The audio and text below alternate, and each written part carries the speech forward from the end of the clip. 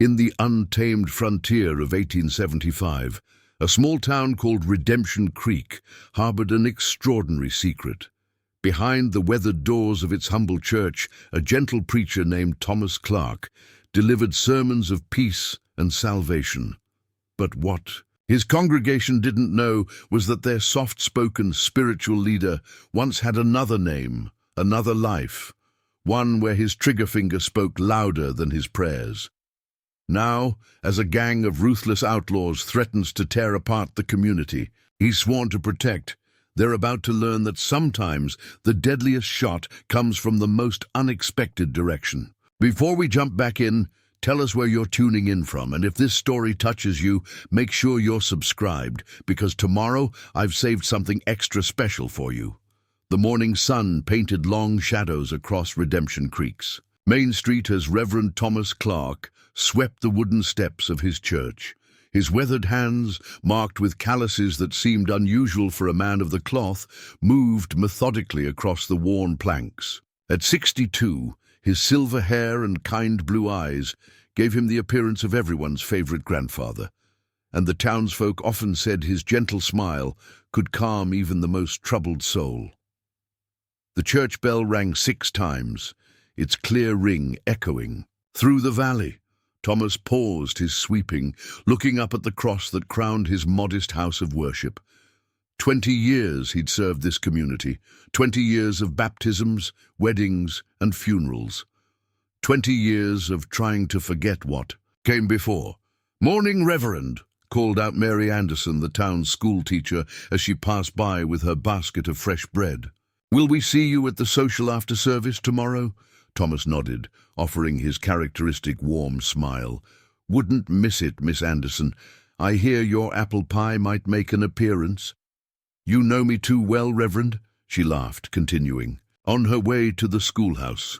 As Thomas watched her go, his keen eyes caught something else, a dust cloud rising from the East Road still miles away. Most folks wouldn't have noticed it, but most folks hadn't spent 5 years in the 3rd Kentucky Sharpshooters during the war, where noticing such details meant the difference between life and death.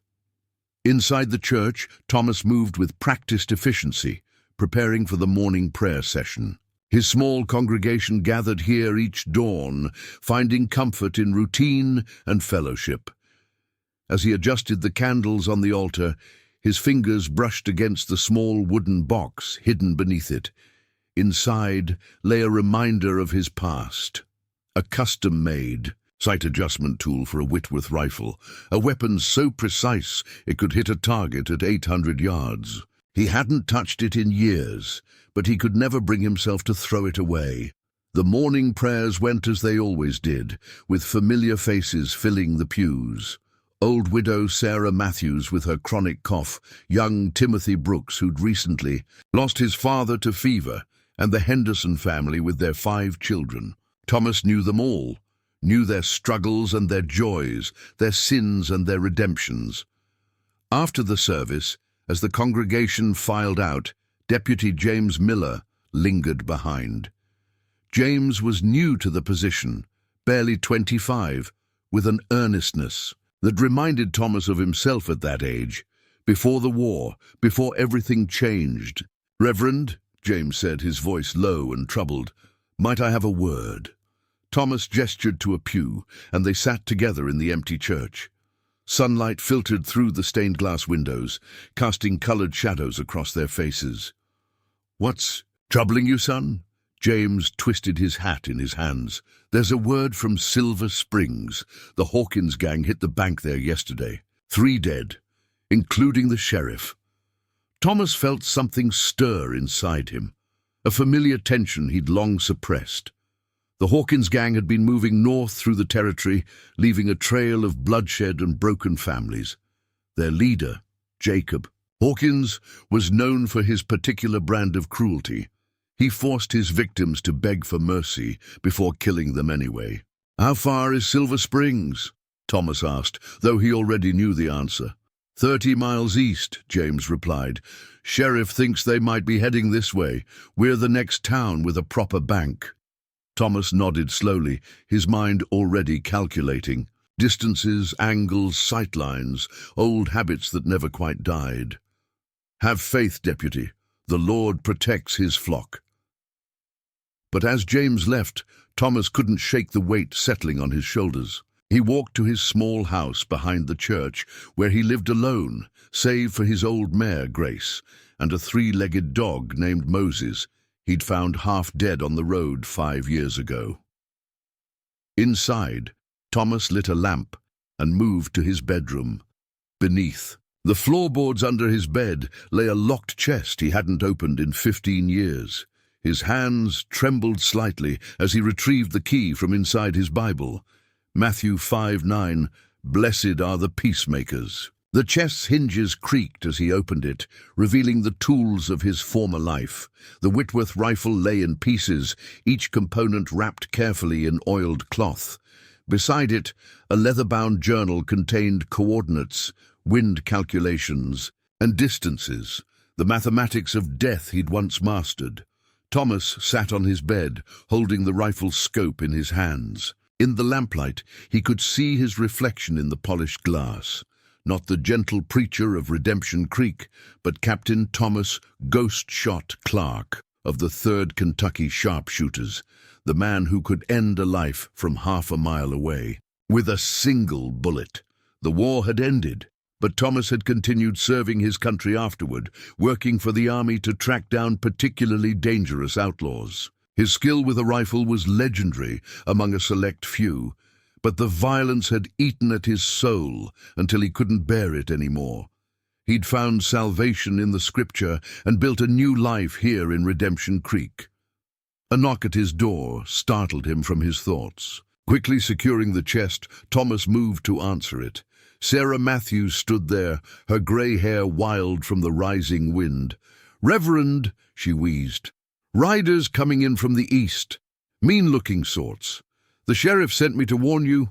He's asking all businesses to close early today." Thomas thanked her and watched as she hurried away. From his window, he could see 6 riders approaching slowly down the main street, dust rising behind their horses. Their guns gleamed in the afternoon sun, and even at this distance, he could tell they were well armed. Too well armed for simple travelers. Moving to his kitchen, Thomas began his evening ritual of making bread, his hands working the dough, with practiced ease. But as he needed, his mind was elsewhere, remembering another time, another place. The last shot he'd ever taken as ghost shot had been at 9:15 yards, taking down a notorious murderer named Blackjack Turner. The man had never even heard the shot that killed him. Thomas had prayed for forgiveness every day since hanging up his rifle. He'd dedicated his life to saving souls rather than taking lives. But as he watched those riders through his window, their intentions as clear as the guns on their hips, he wondered if perhaps the Lord had brought him to Redemption Creek for more than just preaching. The sun was setting now, painting the sky in shades of blood red. Thomas could hear the saloon down the street, coming alive with the sounds of the newcomers. Their laughter carried on the evening breeze, but there was no mirth in it, only the hollow sound of men who'd long ago lost their souls. Somewhere in the darkness a dog howled, and Thomas thought of all the innocent lives in his care. Mary Anderson with her apple pies, young Timothy Brooks who'd lost so much already, the Henderson children who came to Sunday school with their faces shining with hope. He looked at his hands, calloused from both prayer and powder, and whispered a quiet prayer of his own. "Lord, grant me wisdom to know your will and strength to do what must be done." The night was growing deeper, and with it came the certainty that tomorrow would bring violence to Redemption Creek. Thomas blew out his lamp and sat in the darkness, listening to the wind and the distant sounds of trouble brewing. In the morning, he would preach about peace and redemption, as he always did. But tonight, his thoughts turned to other skills, other truths.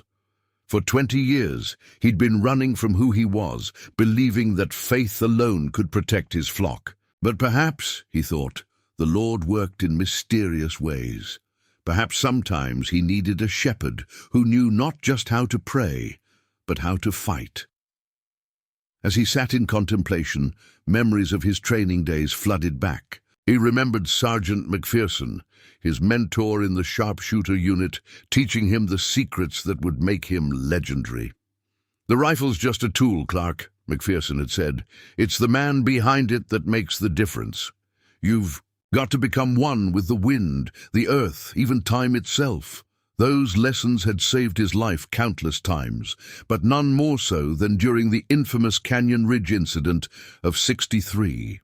He'd been positioned on a cliff face for 3 days straight, waiting for a Confederate supply train. The shot that finally came, at 876 yards through swirling mountain winds, had changed the course of an entire campaign. His spotter had called it divine intervention, though Thomas knew it was more about physics and patience than providence. Rising. From his chair, Thomas moved to the window again. The moon had risen, casting silver light across the sleepy town. From the saloon came the sound of breaking glass, followed by rough laughter. He could make out fragments of conversation, something about the bank, about making examples of anyone who resisted. In his mind's eye, he began mapping out the town's layout, identifying vantage points and calculating distances. The church bell tower offered a clear line of sight to most of the main street. 425 yards to the bank's entrance, 388 to the saloon's front door, 512 to the eastern approach road. Old habits die hard. Moses, his three-legged companion, limped over and rested his head on Thomas's knee. The dog had been shot by rustlers before Thomas found him, and something in those trusting eyes had reminded him of the wounded soldiers he'd seen in the war. Broken, but not beaten. "What do you think, old friend?"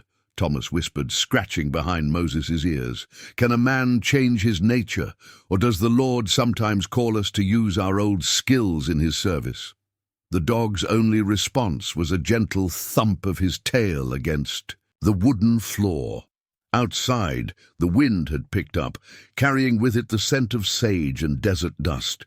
It reminded Thomas of another time, another choice he'd had to make. Preparing and narrating this story took us a lot of time, so if you are enjoying it, subscribe to our channel. It means a lot to us. Now back to the story. It had been in Montana Territory, 1868. He'd tracked a particularly vicious gang for 3 weeks through the wilderness. When he finally caught up with them, they'd taken refuge in a missionary chapel, holding the priest and 3 nuns hostage. The army captain had wanted to storm the building, but Thomas had found another way. A single shot through the chapel's rose window had taken out the gang's leader, creating enough confusion for the hostages to escape. The priest had found him later, as he was packing up his rifle. Instead of condemnation, the old man had offered him absolution. "Sometimes," the priest had said, "God needs soldiers as well as saints." Those words had stayed with him through all the years that followed, through his transformation from soldier to man of God. Now, as he listened to the rowdy voices from the saloon grow louder and more threatening, those words took on new meaning. Thomas moved to his small writing desk and began penning letters, one to his bishop in Denver, explaining his actions should things go wrong, and another to Mary Anderson, entrusting her with the church's financial records and the care of his congregation. He had no family to notify. The war had taken care of that.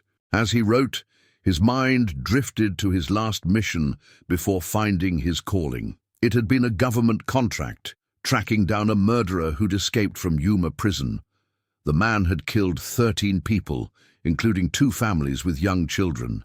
Thomas had found him in New Mexico Territory, hiding in an abandoned mine. The shot, 937 yards through heavy rain, had been his finest and his last. Or so he'd thought.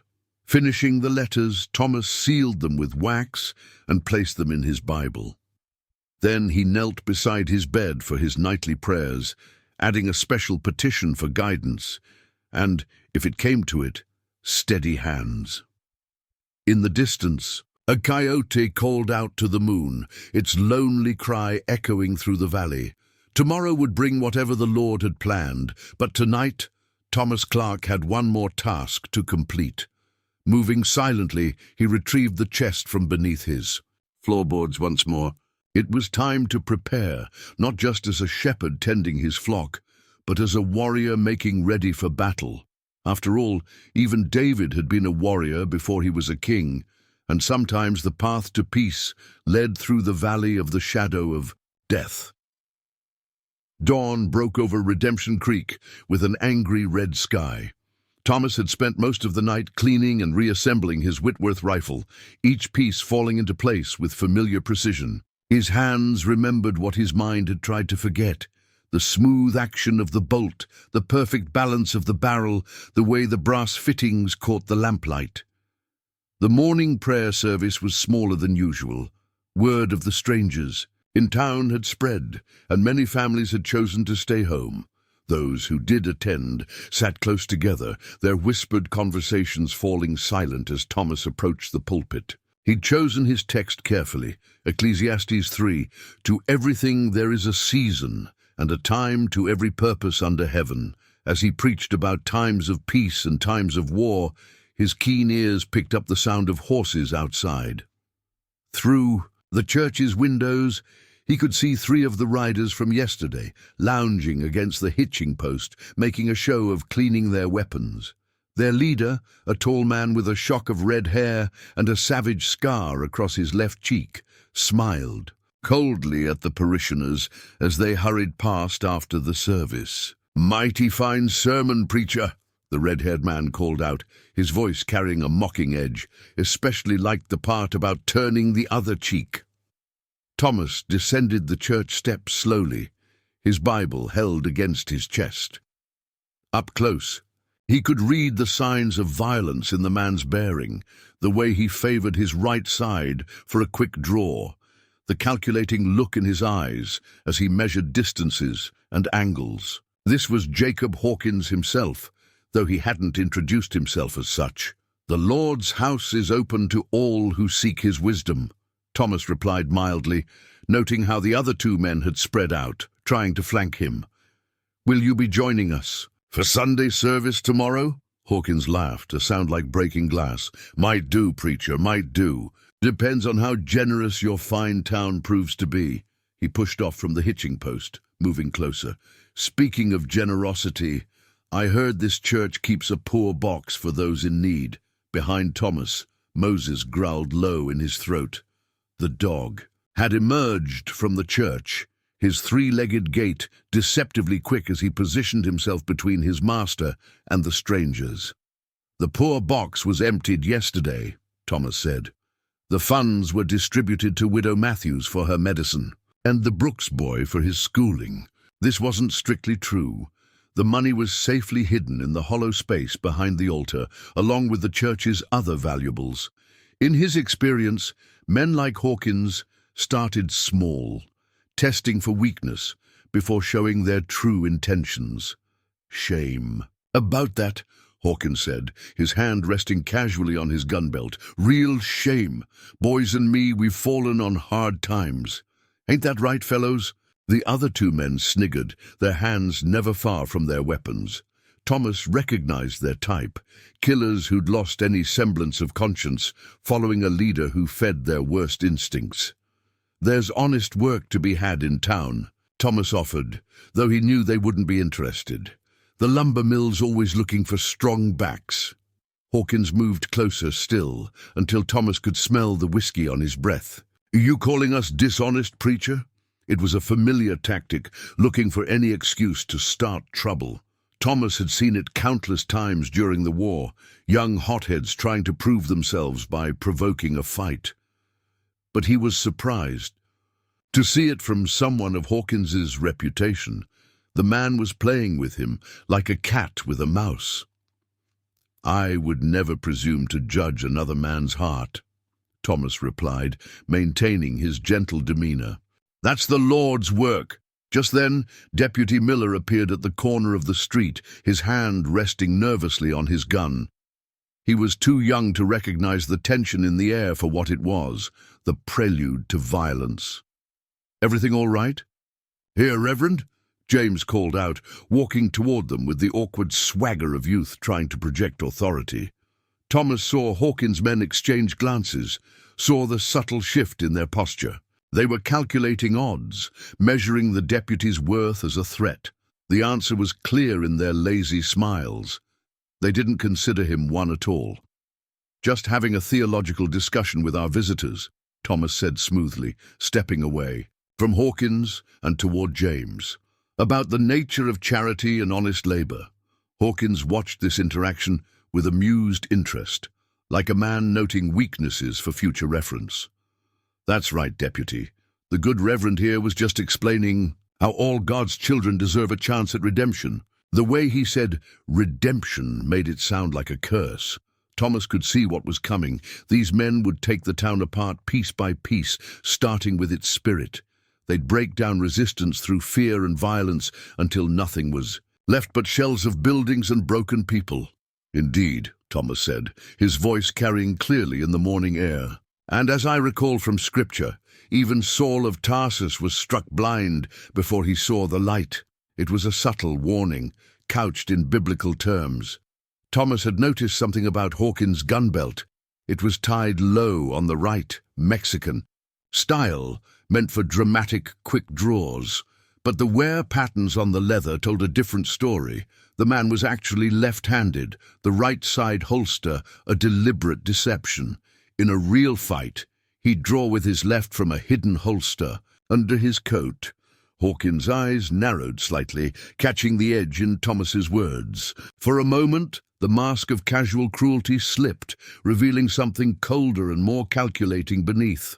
"Well, ain't you just full of wisdom, preacher?" he said finally. "We'll have to remember that. Come on, boys.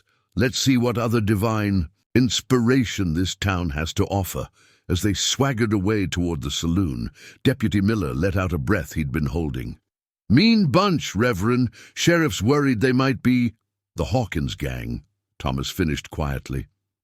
"Yes, I know." James's eyes widened. "How did you—" "The Lord reveals many things to those who pay attention," Thomas said. "James, I want you to do something for me. Get word to Sheriff Barnes that he needs to send someone to Silver Springs right away. Tell him to ask about a man named Michael O'Malley." "The banker who was killed?" Thomas nodded. "Among Mr. O'Malley's effects, they'll find a letter describing unusual deposits made to his bank over the past month. Large amounts, all in newly minted coins from the Carson City Mint." The deputy frowned. "How could you possibly know that?" "The Lord works in mysterious ways," Thomas said. "Just make sure the sheriff gets that information. And James, be careful. These men, they're not just here for the bank." After the deputy left, Thomas returned to his small house behind the church. He had preparations to make. The Whitworth rifle was ready, but there were other things to consider. He'd noticed at least 6 men with Hawkins, but there were probably more waiting outside town. They'd want to control all the escape routes before making their move. Moving to his bedroom, he retrieved a small leather case from beneath a loose floorboard. Inside were the tools of his former trade: a spyglass for calculating distances, a wind gauge, and most importantly, his notebook containing ballistic calculations for various conditions. Thomas had always approached his craft with mathematical precision. Every shot was a complex equation involving distance, wind speed, temperature, and the Earth's rotation.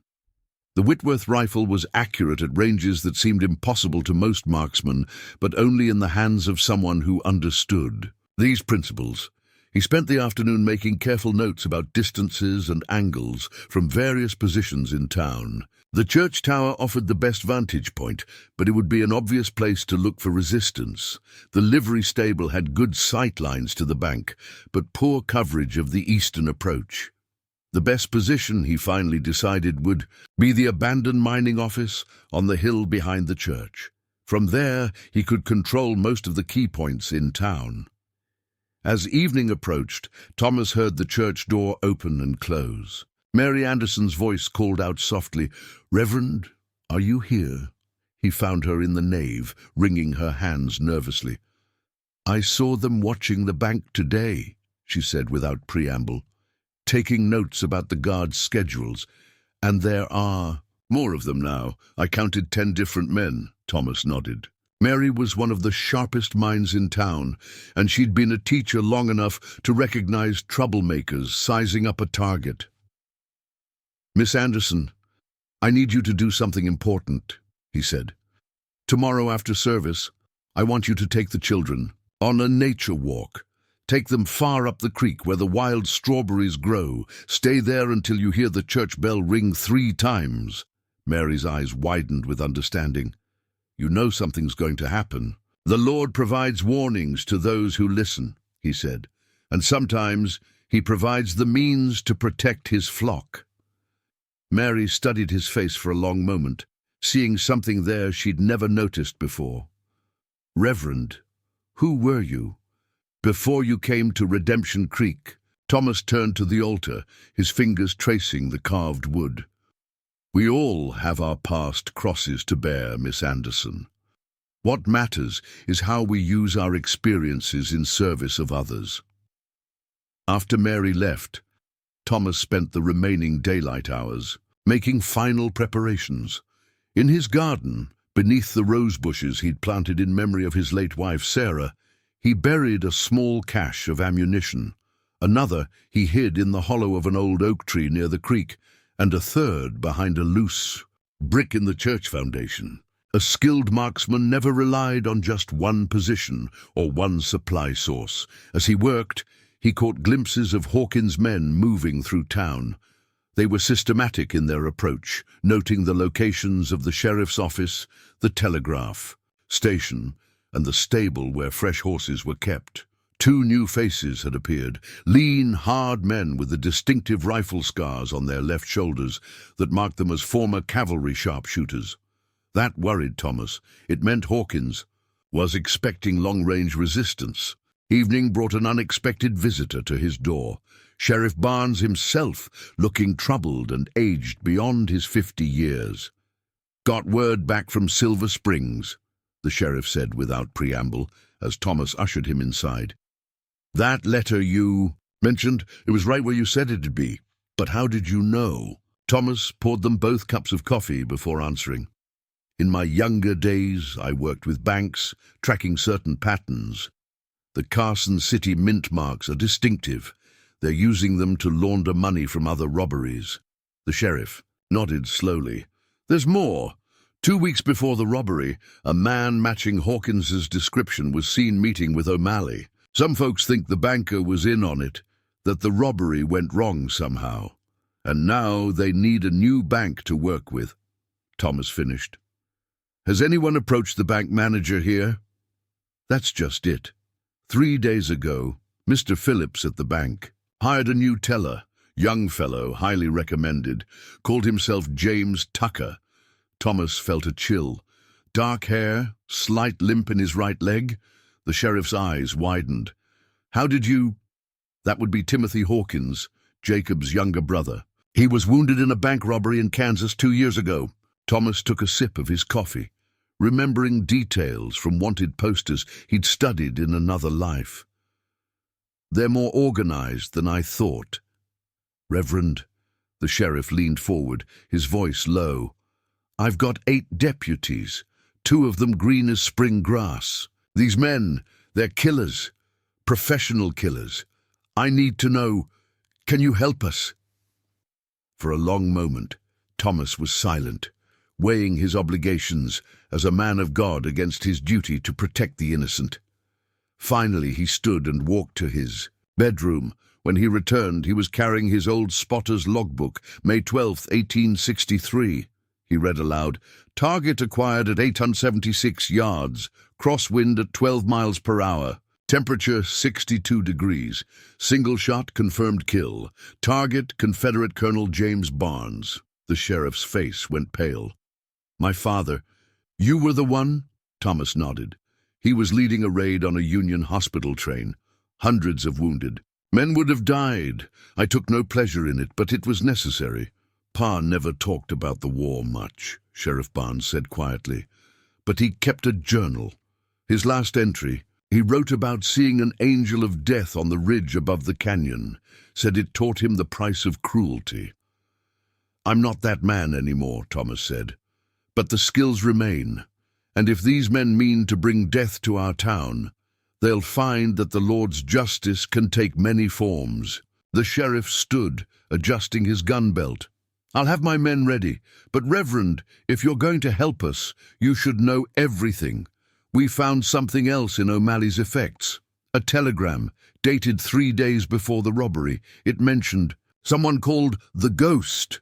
Thomas felt his blood run cold. That name belonged to his past, to dark deeds and darker days. If Hawkins knew who he really was, then this was more than just another bank robbery. This was personal. After the sheriff left, Thomas lit a lantern and descended into the church's small cellar. Behind the wine barrels used for communion lay a worn leather trunk he'd hoped never to open again.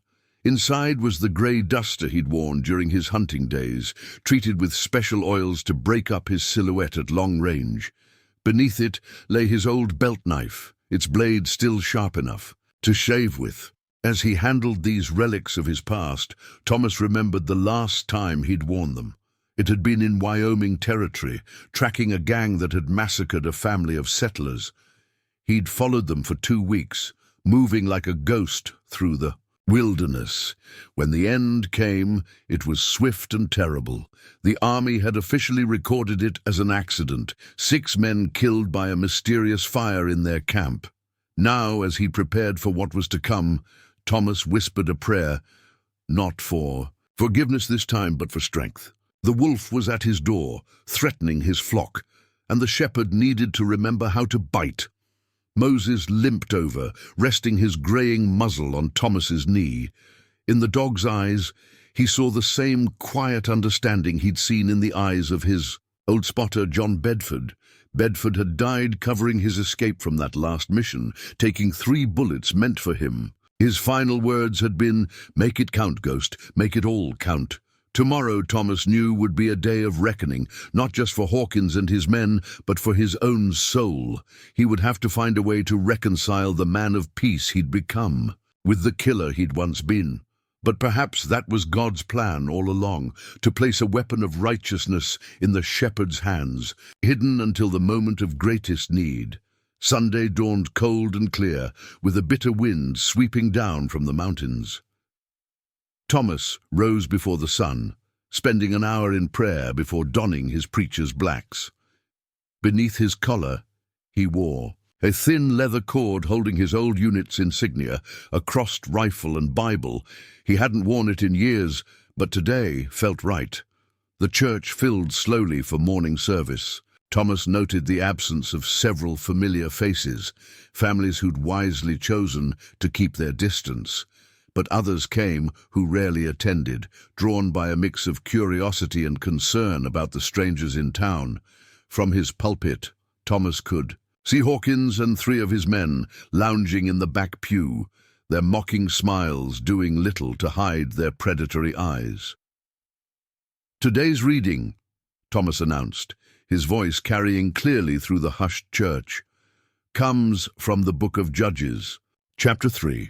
But when the children of Israel cried unto the Lord raised them up a deliverer." As he preached about divine intervention and righteous protection, Thomas was calculating angles and distances.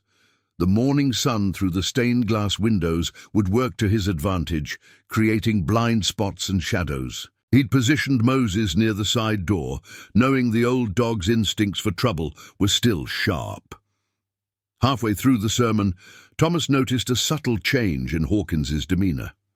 The outlaw's hand had slipped inside his coat, and his men were exchanging quiet signals. Something was about to happen.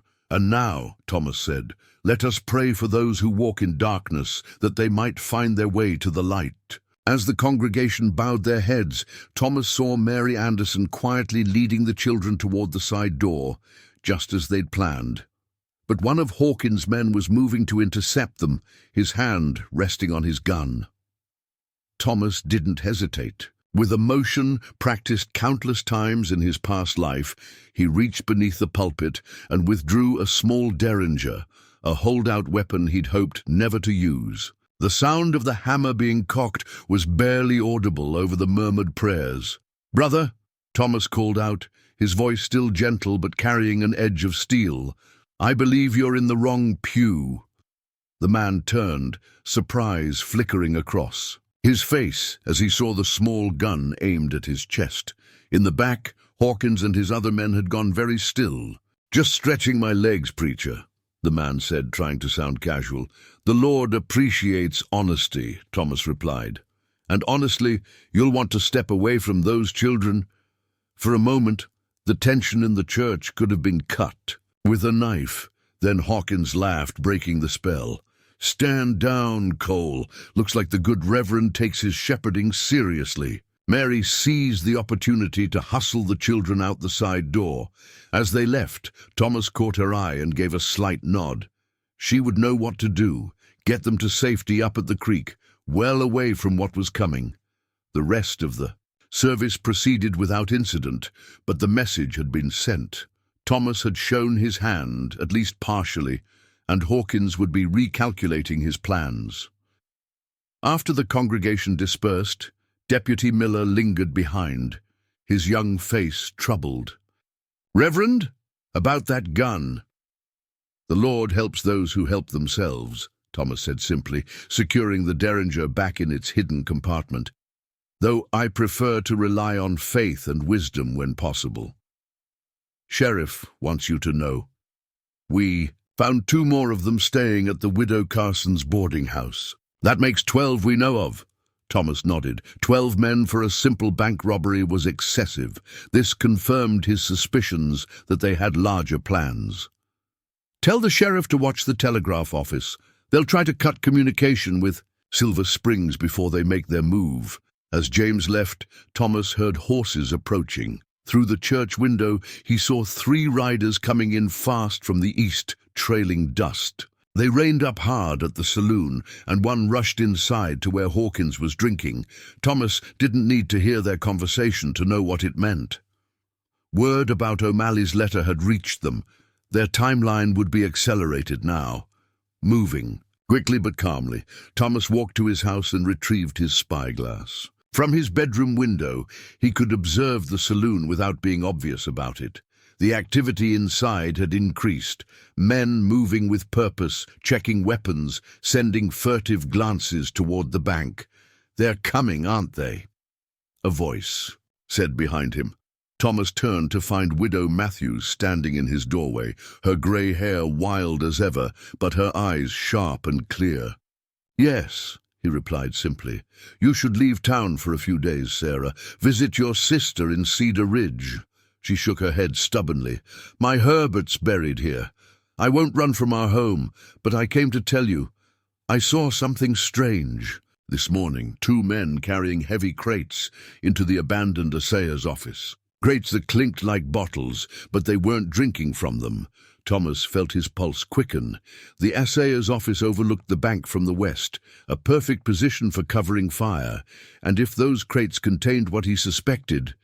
"Thank you, Sarah. That's valuable information. Now please, go home and stay there. Keep Moses with you." The old dog looked up at his name, but Thomas guided him toward Sarah. "He'll watch over you," he said, knowing the dog's protective instincts would keep her safe. After they left, Thomas moved quickly.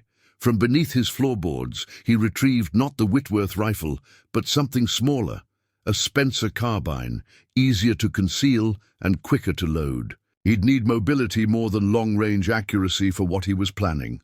Climbing out his back window, Thomas made his way through the gardens behind the houses, moving like a shadow, a skill he'd learned tracking deserters through Tennessee. Forests. The abandoned assayer's office was a squat brick building, its windows boarded up except for narrow slits. As he approached, he heard voices inside, 2 men arguing in low tones. Through a crack in the boards, he could see what the widow's bottles really were. ceramic jugs of Greek fire, an ancient and terrible weapon that burned even on water. They meant to burn the town if things went wrong. Thomas felt a cold anger settle over him, the kind he hadn't experienced since his hunting days. These men weren't just bandits, they were preparing for mass murder. Moving to the back of the building, he found what he was looking for, a cellar entrance probably, used for storing ore samples in the building's working days. The lock was old and yielded easily to his knife.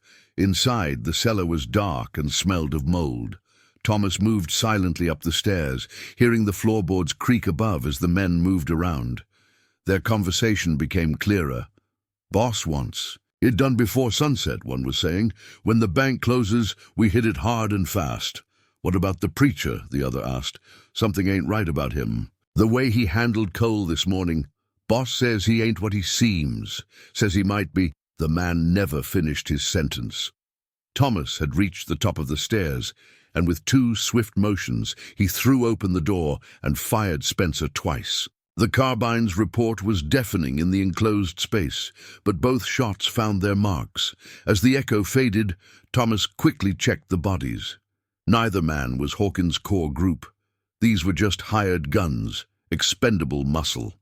But they'd been preparing for something terrible, and he'd stopped it. Moving quickly, he gathered the jugs of Greek fire and carried them to the cellar. It took 4 trips, but soon they were safely hidden, where they couldn't be used against the town. Let Hawkins wonder what had happened to his men and his weapons. As Thomas slipped away through the gardens, he heard the church bell tolling noon. The sound carried clearly in the cold air, and he knew Hawkins would be counting the hours until sunset, adjusting his plans, perhaps starting to feel the first threads of doubt. Good. Doubt was a weapon, too, one that could be as effective as any bullet. In his hunting days, Thomas had learned that fear and uncertainty could break even the hardest men. Hawkins had come to Redemption Creek, expecting to find sheep ready for slaughter. Instead, he'd found a shepherd who remembered how to bite. Returning to his house, Thomas cleaned Spencer and concealed it again. Then he knelt in prayer, not for forgiveness this time, but for guidance. He'd taken 2 lives, the first he'd claimed since finding his path to God. But as he prayed, he felt no conflict in his spirit. Sometimes he realized protecting the innocent meant walking the harder path. The afternoon wore on, tension building in the town like a thunderhead about to break. Thomas used the time to make his final preparations.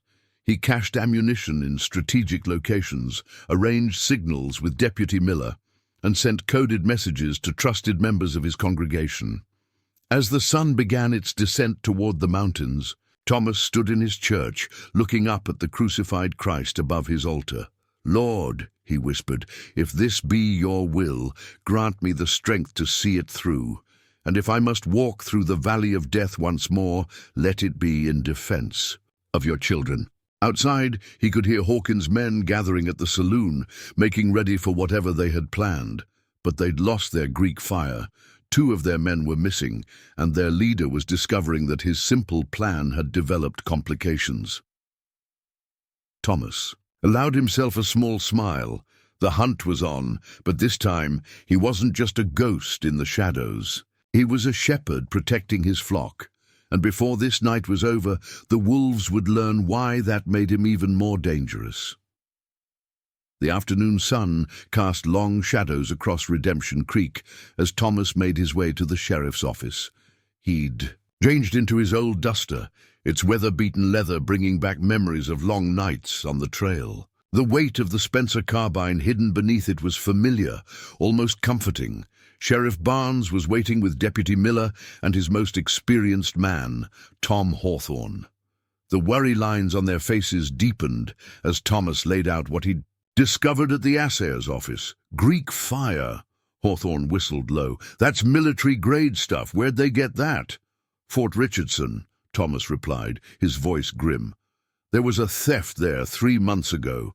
Quartermaster's seal was still on one of the jugs." The sheriff leaned forward. "You think Hawkins has army connections?" "Not Hawkins," Thomas said. "He's just the blade.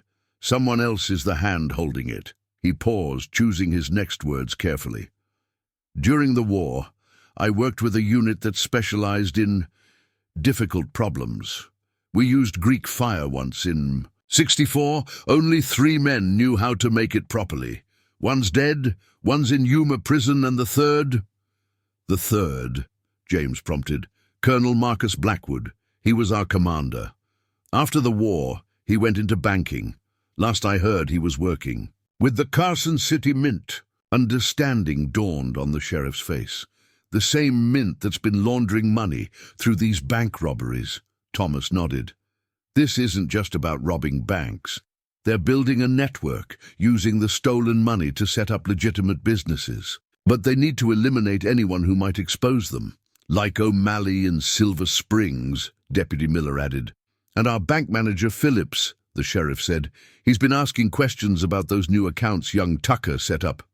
Thomas moved to the window, watching the street. Hawkins's men were moving with purpose now, taking up positions around town. They were trying to be subtle about it, but to his trained eye, their deployment was clear.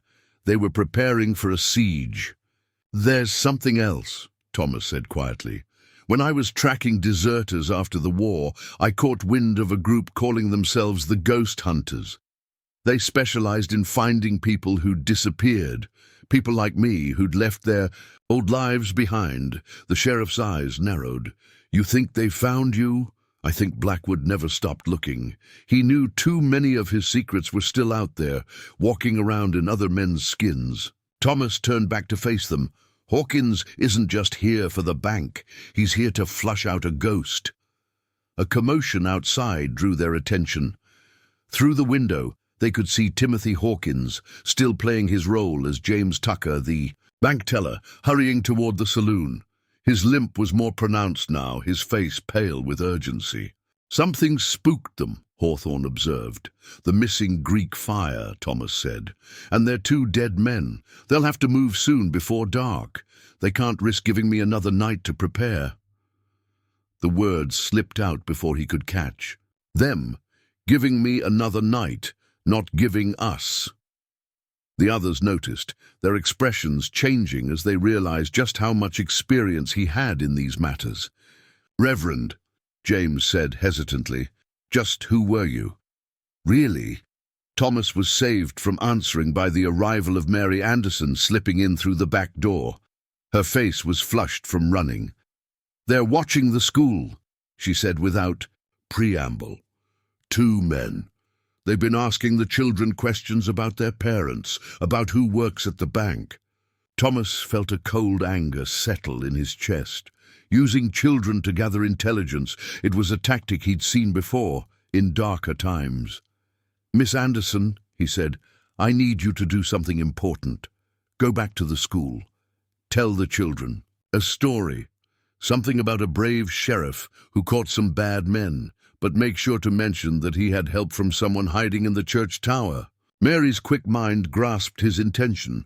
You want them to think you'll be up there? Children talk, and Hawkins' men will be listening. Thomas allowed himself a small smile. Let them waste time watching the tower while I move freely elsewhere. After Mary left, Thomas shared the rest of his plan with the lawmen. It was risky, depending on precise timing and the assumption that Hawkins would react as expected. But if it worked... That's mighty cold-blooded, Reverend, Hawthorne said when he finished. The Lord's justice sometimes requires a steady hand, Thomas replied. And speaking of steady hands, Sheriff, I'll need access to the jail's armory. Barnes nodded slowly. We've got a few Winchester 73s, some shotguns. No, there's something specific I need. In the evidence locker, there's a Whitworth rifle scope, taken from that bounty hunter last spring. The sheriff looked surprised. How did you know about that? Because I sold it to him, Thomas said. It was part of my old kit. I've been watching it make its way back to me for 2 years now.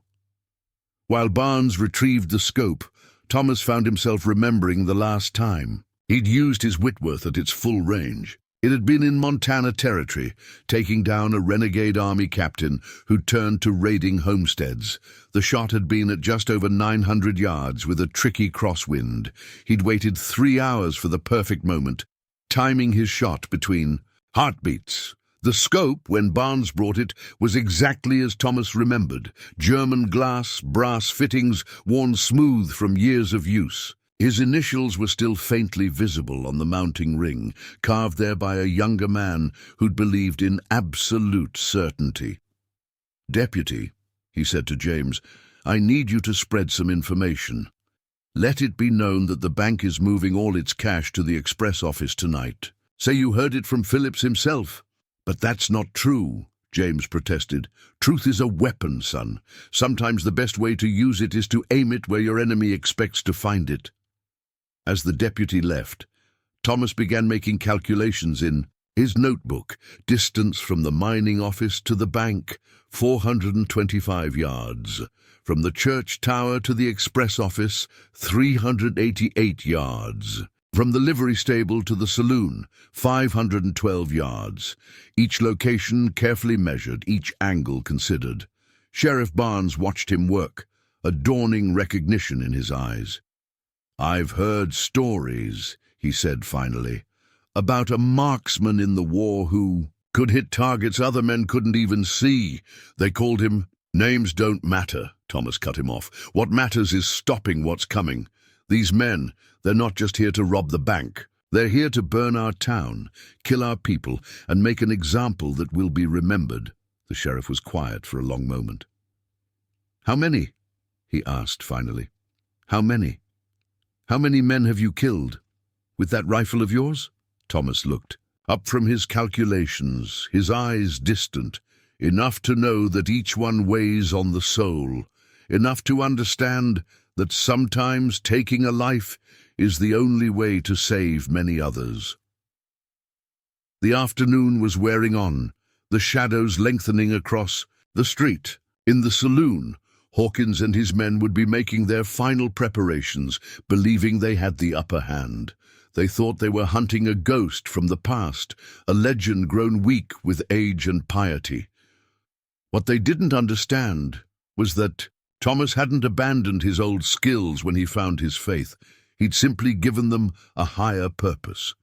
The same precision that had once served death now served life. The same patience that had made him a feared hunter now made him a dedicated protector. "Sheriff," he said, rising from his desk, "have your men ready at sundown. When you hear the church bell ring, all hell's going to break loose. But remember, no matter what happens, keep your men away from the bank. That's going to be the killing ground." As he left the office, Thomas heard whispered conversations behind drawn curtains, saw fearful faces watching from windows. His people were afraid, and rightly so. But they didn't understand that fear was about to change sides. The ghost they sought was indeed in Redemption Creek, but he wasn't hiding in the shadows anymore. He was standing in the light, wearing a preacher's collar and carrying a shepherd's resolve. And before this night was over, Hawkins and his men would learn why some legends are best left undisturbed. Back in his church, Thomas found Widow Matthews waiting by the altar. She held a worn leather book in her trembling hands. "Found this in my Herbert's things," she said, holding it out. "After what I saw today, I thought you might want to see it." Thomas opened the book carefully. It was a military field journal dated 1864. As he read, his breath caught. Herbert Matthews had been a cavalry scout, attached to the same unit Thomas had served with during the Valley Campaign. "Your husband?" Thomas said softly. "He was there at Shenandoah." Sarah nodded, tears in her old eyes. "He used to talk about the ghost, said he'd never seen anything like it. One shot 1 mile, right through the heart of a Confederate colonel who'd ordered a hospital burned." Thomas remembered that day with painful clarity. The wind had been tricky, the distance almost impossible. He'd prayed before taking the shot, not for accuracy, but for the strength to bear the weight of what he was about to do. "Herbert wrote it all down," Sarah continued. said someday people needed to know that even in war, justice could reach out and touch the wicked. He believed the ghost wasn't just a man. He was God's own vengeance. Thomas closed the journal, gently. Your husband was a good man, Sarah, but the ghost, he was just a soldier doing what needed to be done. Maybe, she said, her eyes sharp despite her age. Or maybe the Lord puts his warriors where they're needed most, even if they think they're hiding. After she left, Thomas sat in a pew, Herbert's journal in his lap. The old scout had recorded everything: distances, wind conditions, the calculations Thomas had used. In the margins were notes about the ghost's methods, how he would study an area for days, learning every contour of the land, every shift of the wind. The memories came flooding back. The endless hours of practice, the countless calculations, the weight of responsibility that came with each shot. He'd been more than just a marksman. He'd been a mathematician, a student of wind and weather, a prophet of trajectory and time. Standing, Thomas moved to the church tower. The setting sun painted the valley in shades of gold and shadow, creating a complex tapestry of light and dark. To most eyes, it would be beautiful. To Thomas's trained gaze, it was a map of possibilities. From his vantage point, he could see Hawkins' men taking up their positions. They were good, he had to admit. Their deployment showed military training, overlapping fields of fire, clear lanes of retreat, excellent cover. But they were preparing for the wrong kind of fight. They expected a shootout, a classic Western gun battle with men facing each other in the street. They didn't understand that a true marksman turned the environment itself into a weapon. Every shadow, every angle, every quirk of terrain became part of the equation. Thomas made his way back down, stopping in the vestry to make final preparations. From a hidden compartment beneath the floor, he retrieved his old shooting gloves and deal, soft leather worn to the shape of his hands. In their fingertips were barely visible marks, a personal system of range estimation he'd developed during the war. As he pulled them on, he heard horses approaching. Through the window, he saw 2 riders moving fast, more of Hawkins' men arriving late. But something about their bearing caught his attention. The way they sat their horses, the precise manner of their movements. These weren't ordinary gunmen. Using his spyglass, Thomas studied them carefully. The first rider had the unmistakable posture of a trained sniper, his eyes constantly scanning the high ground. The second, Thomas felt his blood run cold. The second was a face he knew from his past. Marcus Reed, one of Blackwood's personal hunters. The game had just changed. Reed was more than just a killer. He was a tracker who specialized in finding people who didn't want to be found. During the war, he'd been known as the Shadow, capable of following a trail that most men couldn't even see. Thomas moved quickly to the sheriff's office, finding Barnes alone at his desk. "Plans have changed," he said without preamble. "Blackwood sent his best hunter. We need to move now before dark." The sheriff looked up sharply. "But you said—" "What I said was based on dealing with Hawkins' crew. Reed is different. He'll know. All my old tricks, all my patterns. If we wait until dark, he'll have this town mapped out the way I would." Barnes absorbed this, then nodded. "What do you need? Get word to your men. When they hear the first shot, I want them to focus on the alleys between the bank and the express office. That's where they'll try to stretch us thin." As the sheriff moved to comply, Thomas allowed himself a grim smile. Reed's arrival was both a complication and an opportunity. The man was dangerous, yes, but he was also predictable in his own way. Like Thomas, he thought in terms of angles and elevations, always looking for the perfect position. That's what would kill him. The sun was touching the western mountains when Thomas made his move. He'd spent the last hour watching Reed and his companion through his spyglass, noting how they methodically surveyed the town. They were professionals, moving with the practiced efficiency that came from years of hunting men like him. From his position in the church vestry, Thomas could see Reed pointing out various locations to Hawkins. The sightlines, the possible sniper positions, the dead zones where a man could move unseen. It was like watching a mirror of his own tactical mind at work. "Time to change the game," Thomas muttered, reaching for the Spencer carbine. He'd loaded it with special rounds, paper-patched bullets he'd crafted himself, designed to fly true even at longer ranges. It wasn't Whitworth, but for what he had planned it would do. Deputy Miller appeared at the vestry door, his young face tense. "Everyone's in position, Reverend. Sheriff's got men hidden in the livery stable and behind the general store." Thomas nodded, checking his shooting gloves one last time. "Remember what I told you. When it starts, keep your men back. Let them think they've got us surrounded. The more confident they get, the more mistakes they'll make." As James left, Thomas knelt for what might be his final prayer in this church. "Lord," he whispered, "guide my hand as you guided David's. Let my aim be true and my purpose righteous." Outside, the town had gone quiet, the unnatural silence that comes before violence. Most civilians had locked themselves away, warned by whispered messages passed through back alleys. Those few who remained on the streets were Hawkins' men, trying too hard to look casual. Thomas moved like a shadow through his church, years of experience making him ghost-like in his own domain. The bell tower would be the obvious place to look, for him, which is exactly why he wouldn't be there. Instead, he made his way to a hidden position he'd prepared years ago, a concealed platform behind the cross that crowned the church's facade. From here, he had a perfect view of the town, while remaining virtually invisible. More importantly, he could see Reed methodically checking the bell tower through his own spyglass. The hunter was good, Thomas had to admit. If he were actually in the tower, Reed would have spotted him by now. The trick to winning a fight like this, Thomas knew, wasn't just about being a better shot.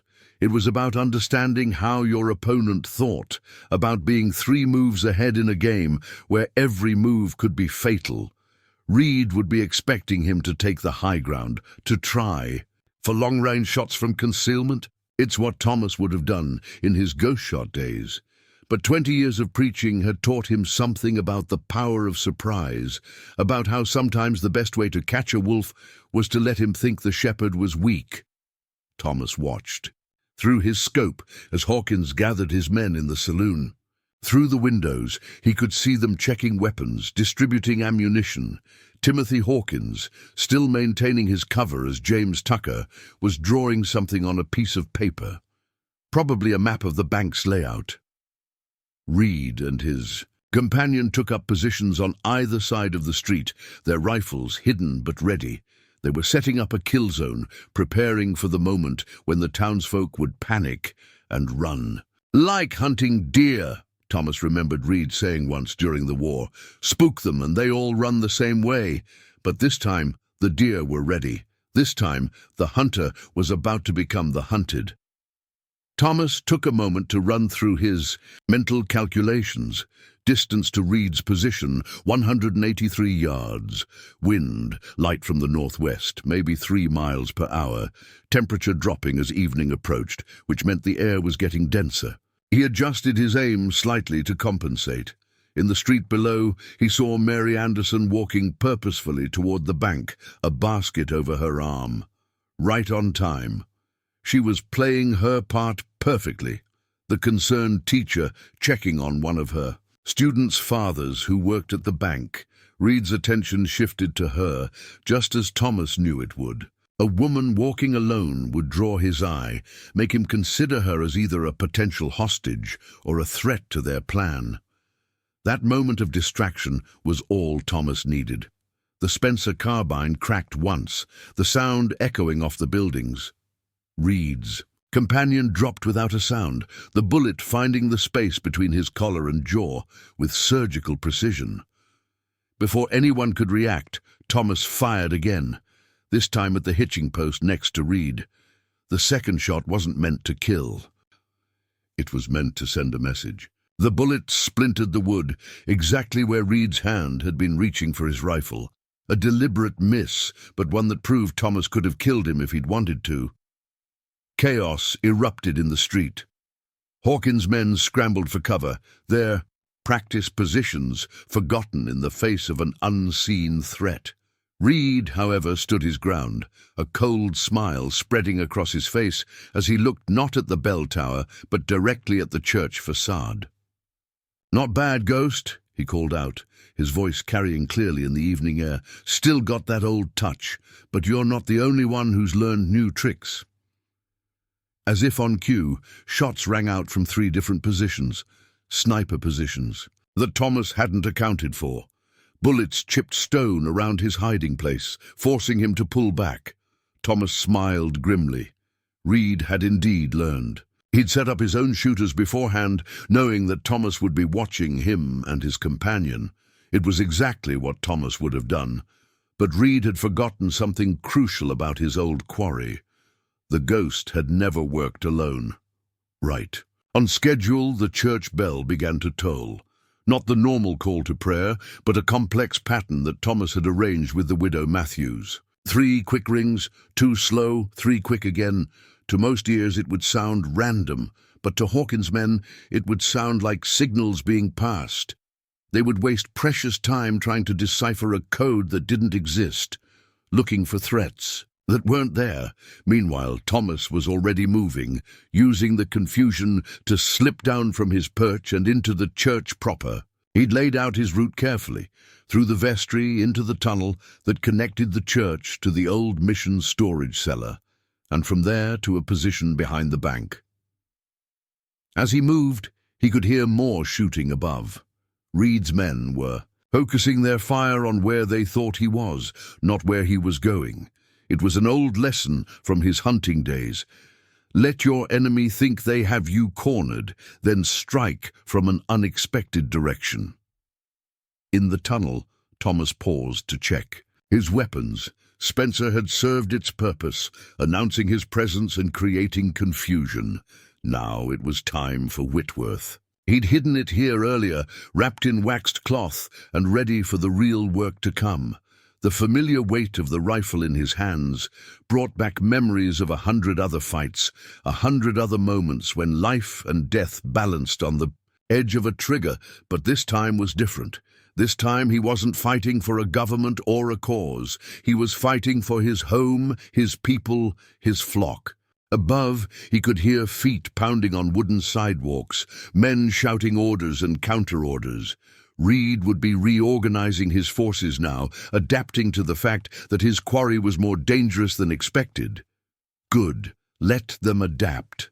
Let them think. They were dealing with the ghost of old, the cold-blooded killer from the war. They didn't understand that Thomas Clark, the preacher, was far more dangerous than the ghost had ever been, because the ghost had fought for duty. The preacher was fighting for love. Thomas checked his pocket watch, an old habit from his shooting days. 17 minutes until sunset. The light would be tricky soon, creating shadows that could hide friend or foe. But he'd prepared for that too. Earlier, he'd had Deputy Miller's wife hang fresh laundry in strategic locations around town, white sheets that would reflect the dying sunlight, creating subtle markers for range and wind direction. To most eyes, they would look innocent. To a trained shooter, they were a roadmap, written in light and shadow. Now, as he emerged from the tunnel into the growing dusk, Thomas could hear Hawkins' voice from the saloon. "Find him! I want that preacher's head on a pike," Thomas allowed, himself a small smile as he took up his position. They still didn't understand. They thought they were hunting a man, but they were actually hunting a memory, a legend, a ghost.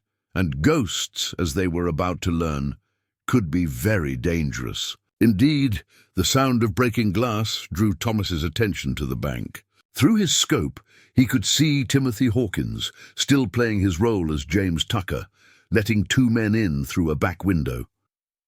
The young man's limp was more pronounced now, his movements betraying nervous energy. Thomas had seen that. Look before, in young soldiers about to see their first real combat. Timothy wasn't a hardened killer like his brother. He was a weak link in Hawkins's chain, and weakness could be used. A movement caught his eye. Reed was directing men to take positions in the various buildings surrounding the bank.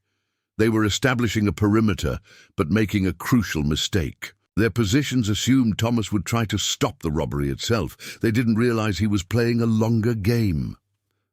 "Amateur," Thomas whispered, remembering how Reed had made the same mistake during their last encounter in Wyoming. The man was a brilliant tracker, but he thought too much like a hunter, not enough like a protector. In the distance, thunder rolled across the mountains. A storm was coming, which would complicate things. Rain would change bullet trajectories, make the ground treacherous, but it would also mask movement and sound, a double-edged sword that Thomas had learned to use during the war. He heard soft footsteps behind him and turned to find Mary Anderson approaching his position, keeping low. "The children are safe," she whispered. "Sarah Matthews has them in the root cellar behind her house, but Reverend, there's something else. I saw men carrying boxes into the bank earlier. Heavy boxes that clinked like metal." Thomas felt his blood run cold. "Not boxes," he said. "Cases. Ammunition cases." Suddenly, the pieces fell into place. They're not just here to rob the bank. They're using it as a forward arsenal. It made sense now. Why Blackwood would send his best men. Why they needed such a large crew. Redemption Creek wasn't just a target. It was meant to be a base of operations. The bank robbery was just a cover for something much bigger. "Mary," Thomas said quietly, "I need you to get word to Sheriff Barnes. Tell him to watch the Stagecoach Road. There'll be more men coming, probably after dark. And tell him—" He paused, choosing his words carefully. "Tell him to remember Shiloh." The schoolteacher nodded and slipped away. Barnes would understand. The reference. At Shiloh, the Union forces had let the Confederates advance into a trap, making them think they were winning until it was too late. Thomas turned his attention back to the bank. Through his scope, he could see more activity inside. They were moving something in the vault, not just money, but heavy crates, military crates. A memory surfaced from his ghost days. There had been rumors about Blackwood after the war, stories about missing weapons and ammunition that had simply vanished from army depots. At the time, Thomas had been too focused on his own redemption to pay attention. Now he wished he had. The wind shifted slightly, bringing with it the first drops of rain. Thomas made a quick adjustment to his calculations. The Whitworth was accurate in any weather, but only if you understood how conditions affected the bullets. Path. Through the growing storm he caught fragments of conversation from Hawkins' men. Midnight shipment. Enough ammunition for an army. When the judge arrives. Judge. Another piece of the puzzle clicked into place. Judge Harrison was scheduled to arrive tomorrow to handle a land dispute case. But if Blackwood was involved, Thomas had heard rumors about Harrison too. Suggestions that he was helping certain parties acquire land through questionable legal means. If Blackwood was building an empire, he'd need someone to make it look legitimate.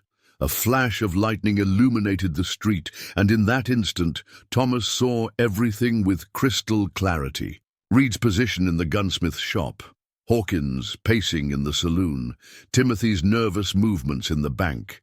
Each person is a piece on a chessboard, and each piece vulnerable if you knew how to read the game.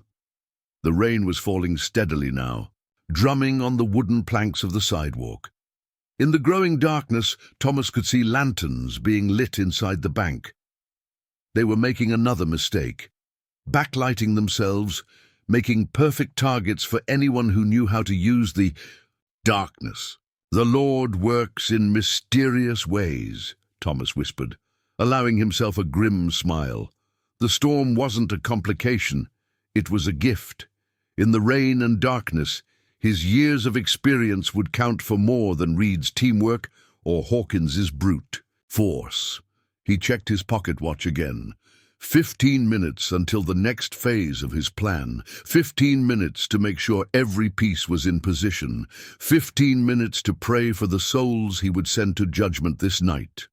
The ghost was ready. And like the storm above, his justice would fall on the just and unjust alike. The storm broke over Redemption Creek with biblical fury. Lightning split the sky, and thunder rolled through the valley like God's own drums. Through sheets of rain, Thomas watched Hawkins' men scrambling to maintain their positions, their carefully laid plans dissolving in the deluge. From his concealed position, Thomas could see Reed directing his snipers to better cover. The man was good, adjusting his strategy to account for the weather, but he was still thinking like a hunter, not realizing he was already inside the trap. Thomas had spent years preparing for a moment like this. Every loose board in town that might creak under a man's weight, every patch of mud that might betray a footstep, he knew them all. The storm wasn't hampering his plans. It was executing them. A flash of lightning illuminated the street, and Thomas caught sight of something that made his blood run cold. Two men were dragging something heavy from a wagon into the bank's side entrance. Even through the rain, he recognized the distinctive shape of a Gatling gun case. "Dear Lord," he whispered. This wasn't just about money or power anymore. With that kind of firepower, Hawkins could turn Redemption Creek into a fortress or reduce it to ashes. Thunder crashed overhead as Thomas made his way through the hidden passage he'd created years ago, connecting several buildings through their cellars. As he moved, memories of another stormy night surfaced. Chattanooga, 1863, when he'd used similar tactics to infiltrate a Confederate position. He emerged in the cellar of Widow Matthews's house, where he'd staged his first counter-move. Sarah was waiting for him, her weathered face calm despite the chaos outside. "They're all safe in the root cellar," she reported. "Mary's with them, keeping them quiet. But Thomas," she rarely used his first name, "there's something else." I recognized one of their men, the tall one with the burn scar. He was here before, about a month ago, asking questions about land deeds. Thomas nodded grimly, another piece of the puzzle. The judge's arrival tomorrow isn't a coincidence. They're planning to legitimize something. Property transfers, probably, using the bank robbery as cover for something bigger. Like they did in Silver Springs? Sarah's eyes were sharp. "I have family there. The bank wasn't the only thing that changed hands that day." Before Thomas could respond, he heard heavy boots on the porch above. Someone was searching the house, Reed's men methodically clearing buildings near the bank. "Time for me to go," Thomas whispered. "Remember, when you hear the third bell, get everyone to the tunnel entrance." Sarah gripped his arm with surprising strength. "Herbert always said the ghost was more than just a shooter. Said he was God's own justice. Show them why." Thomas moved silently through the house's back rooms as footsteps creaked overhead. His mind was already racing ahead, calculating angles and timing. The Gatling gun changed everything. If they got it set up, they could control the entire main street, unless thunder rattled the windows as Thomas slipped out through a back window. The rain had turned the alley into a muddy stream, but he moved through it like a shadow, decades of experience guiding his feet to solid ground. Behind the general store, he found Deputy Miller waiting with 3 trusted men. Their faces were grim in the flickering lightning. "Gatling gun," Thomas said without preamble. "They're setting it up in the bank." "Sweet Jesus," one of the men whispered. "Listen carefully. When you hear the first shot, I want you to focus all your fire on the bank's front windows. Don't try to hit anything specific. Just keep them ducking. Make them think we have more men than we do." As they nodded, Thomas reached into his duster and pulled out 4 small packages. "When the shooting starts, throw these through any windows you can reach.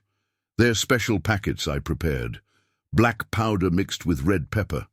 The smoke will make it impossible for them to stay inside." James took one of the packages, his young face showing new respect for his preacher. "Where did you learn to make these?" "Antietam," Thomas replied shortly. "Sometimes the Lord's work requires unconventional methods." Moving on, Thomas made his way to his next position. The rain was coming down harder now, reducing visibility to just a few yards, perfect conditions for what he had planned. Through his scope, he could see activity inside the bank. They were indeed setting up the Gatling, a gun positioning it to cover the main street, but they'd made a crucial mistake in their placement. The gun's field of fire was wide, but it left blind spots, spots that Thomas had identified years ago when he'd first surveyed the town's defensive positions. A familiar voice carried through the storm. "Check the church again. He has to be there somewhere." Hawkins was getting nervous. Good. Nervous men made mistakes, and Thomas was counting on several specific mistakes in the next few minutes. Lightning flashed again, and Thomas caught a glimpse of Timothy Hawkins at the bank's side window, his face pale with fear. The young man was watching the street, but his attention kept drifting to something inside the bank, something that disturbed him. Thomas adjusted his position slightly, using the rain as cover for his movement. Most men would consider these conditions impossible for accurate shooting, but the Ghost had done some of his best work in weather like this. The key was understanding how rain affected a bullet's trajectory. Each droplet created tiny disturbances in the air, but the pattern was predictable if you knew how to read it. Thomas had spent countless hours practicing in storms, learning how to adjust for every variable.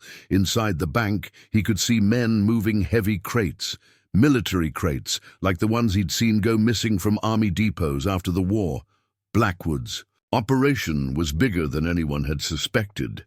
A memory surfaced, his last conversation with Blackwood before leaving the service. The colonel had tried to recruit him for some special projects, hinting at opportunities for men with particular skills.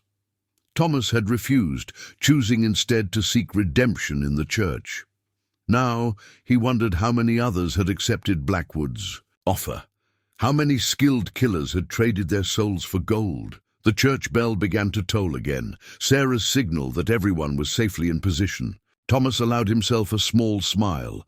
The pieces were in place. Now it was time to spring the trap. Taking careful aim through his scope, Thomas focused on the bank's front window. The Gatling gun crew was almost finished setting up, their movements precise and professional. Military men, probably former army like himself. The rain drummed on his hat brim as he made his final calculations. Distance, 178 yards. Wind, gusty but predictable between lightning strikes. The storm was actually helping, masking any muzzle, flash, and concealing his position. Thomas took a deep breath, feeling that familiar calm settle over him. In moments like this, there was no past or future, no weight of sin or promise of redemption. There was only the perfect unity of man, weapon, and purpose. "The Lord is my shepherd," he whispered, his finger tightening on the trigger. "I shall not want." Whitworth spoke with thunder of its own. Through his scope, Thomas watched the Gatling gun's main bearing shatter, rendering the weapon useless. Before the echo of the first shot had died, he fired again, taking out the oil lantern. Above the gun crew, darkness and chaos erupted inside the bank. Thomas could hear Hawkins shouting orders, trying to organize a response. But it was too late. The trap was already closing. From their positions around town, Deputy Miller and his men opened fire on the bank's windows, forcing everyone inside to take cover. Through the smoke and rain, Thomas caught glimpses of confusion turning to panic as his pepper packets began to take effect. Reed's voice cut through the chaos. "It's a diversion. He's not shooting to kill. He's—" The hunter's words were cut off by another crash of thunder, but he was right. Thomas wasn't trying to kill them, he was herding them. Every shot, every pepper packet, every carefully planned angle of fire was designed to drive Hawkins's men into specific positions. Like a shepherd using his staff to guide his flock, Thomas was using bullets to channel his enemies exactly where he wanted them, and they were about to discover why some shepherds were more dangerous than wolves. The rain turned the world into sheets of silver as lightning continued to split the sky. Through the chaos, Thomas moved like a ghost between his pre-planned positions, each shot driving Hawkins' men exactly where he wanted them. Whitworth's report was lost in the thunder, making it impossible for them to track his location. Inside the bank, panic was spreading. The pepper smoke had forced most of the men into the main lobby, exactly as Thomas had calculated. Through his scope, he could see Timothy Hawkins struggling with the useless Gatling gun, his face streaked with tears from the burning powder. "Brother!" Timothy's voice carried through the storm. "Something's wrong! This isn't what you promised!" Jacob Hawkins emerged from the smoke, his face a mask of fury. "Shut up and hold your position. This changes nothing." But Thomas could see the fear beginning to spread among Hawkins' men. They'd come expecting an easy target, a small town with a weak sheriff and a peaceful preacher. Instead, they'd found themselves caught in a deadly game of chess, where every move led them deeper into danger. Reed's voice cut through the chaos. "He's using the storm. The shots are coming between lightning flashes." The hunter had finally realized how Thomas was masking his movements, but the knowledge came too late. Thomas switched positions again, moving to the abandoned assayer's office. From here, he had a perfect view of the bank's side entrance, the escape route that Reed would be considering right now. The hunter would remember how the Ghost had operated during the war, using terrain and weather to force his targets into predictable paths. A movement caught his eye, two of Hawkins' men trying to reach the stables, probably planning to bring horses for a quick escape. Thomas let them get halfway across the street before firing a shot that kicked up mud at their feet. They scrambled back to the bank, adding to the growing sense of entrapment. Through the rain-streaked window, Thomas caught a glimpse of Reed's face. The hunter was studying the town layout, his experienced eyes picking apart Thomas's strategy. But even Reed's skill couldn't change the fact that they were already inside the trap. "Reverend," Deputy Miller's voice came from below, barely audible, over the storm. "Sheriff says there's riders coming up the East Road." Thomas had been expecting this. "How many?" "At least 15. Moving fast, reinforcements from Blackwood right on schedule." Thomas allowed himself a grim smile. The colonel always did like to hold back his main force until the enemy was fully committed. "Tell the sheriff to fall back to the church," Thomas ordered. "Get everyone into position for the second phase." As James disappeared into the rain, Thomas heard something that made his blood run cold, children's voices, coming from the direction of Widow Matthews' house.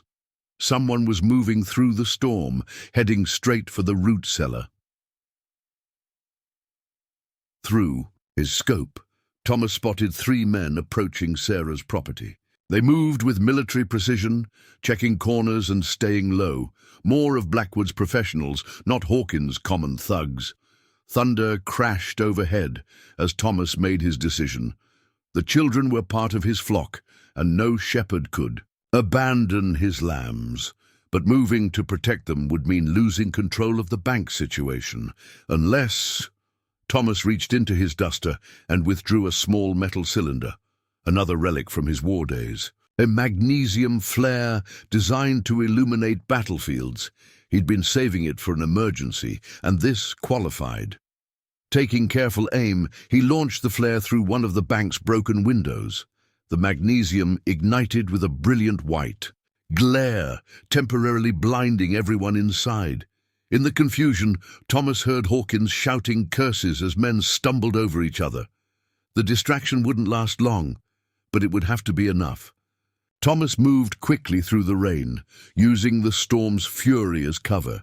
Years of experience guided his feet over familiar ground as he made his way towards Sarah's house.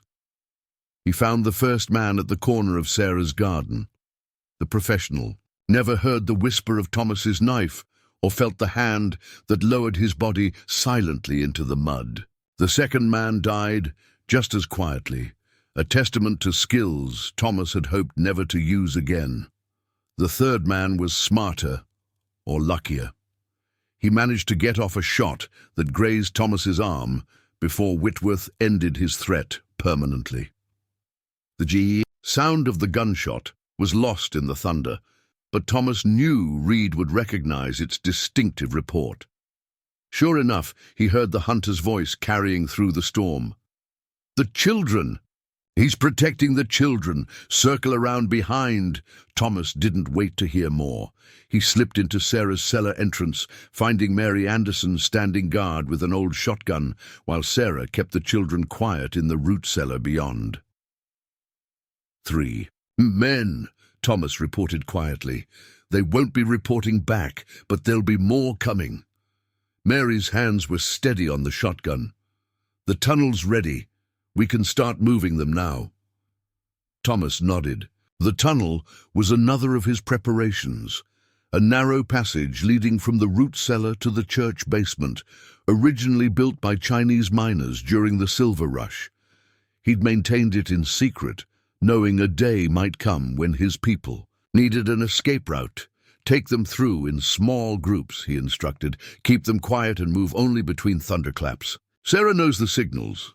She'll tell you when it's safe to move." "What about you?" Mary's eyes were concerned. "I have to get back. Reed's no fool. He'll figure out what we're doing soon enough." Thomas checked his ammunition. "But first, I need to give them something else to think about." Moving back into the storm, Thomas took up position behind Sarah's woodpile. From here, he had a clear view of the approaching riders, Blackwood's reinforcements, moving up the east road with confident purpose. Whitworth spoke 3 times in rapid succession. 3 riders fell from their saddles, the shots so perfectly timed that they seemed to come with the lightning. The rest of the column scattered in confusion, unprepared for such lethal accuracy in these conditions. Thomas allowed himself a small smile as he heard Reed cursing in the distance.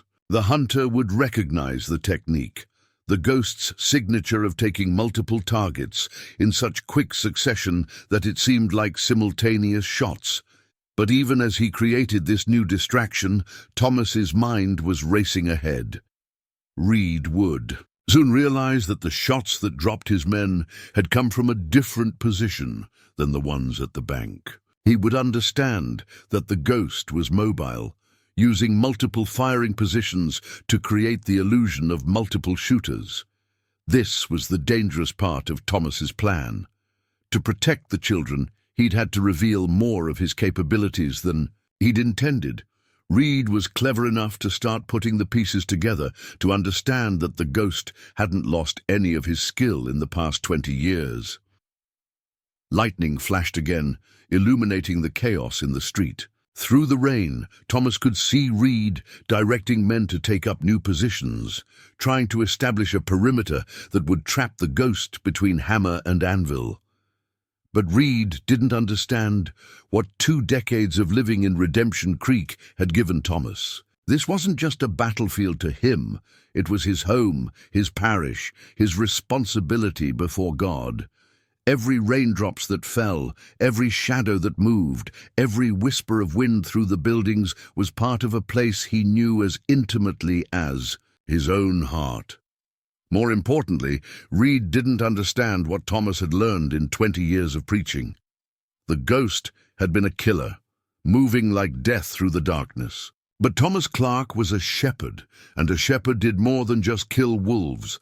A shepherd lead his flock to safety. A shepherd used his staff to guide and protect, and sometimes a shepherd had to sacrifice himself to save his sheep. Thunder rolled across the valley as Thomas made his way back toward the bank. In his mind, he could hear old Sergeant McPherson's voice from his training days. "The best shot in the world ain't worth spit if you don't understand what you're fighting for." Thomas understood now, better than he ever had as the ghost. He wasn't fighting for duty or country or even justice anymore. He was fighting for something far more precious. The souls in his care, the community he'd sworn to protect. the chance to prove that even a killer could find redemption in service to others. Rain streamed down his face like tears as he took up his next position. The trap was set, the pieces were in motion, and the real battle was about to begin. But this time, the ghost wasn't hunting alone in the darkness. This time, he had the Lord riding shotgun. A flash of movement caught Thomas's eye. Reed was using hand signals to coordinate his men, deploying them in a standard cavalry search pattern. The hunter was adapting, falling back on his military training, but there was something odd about the way he was positioning his forces.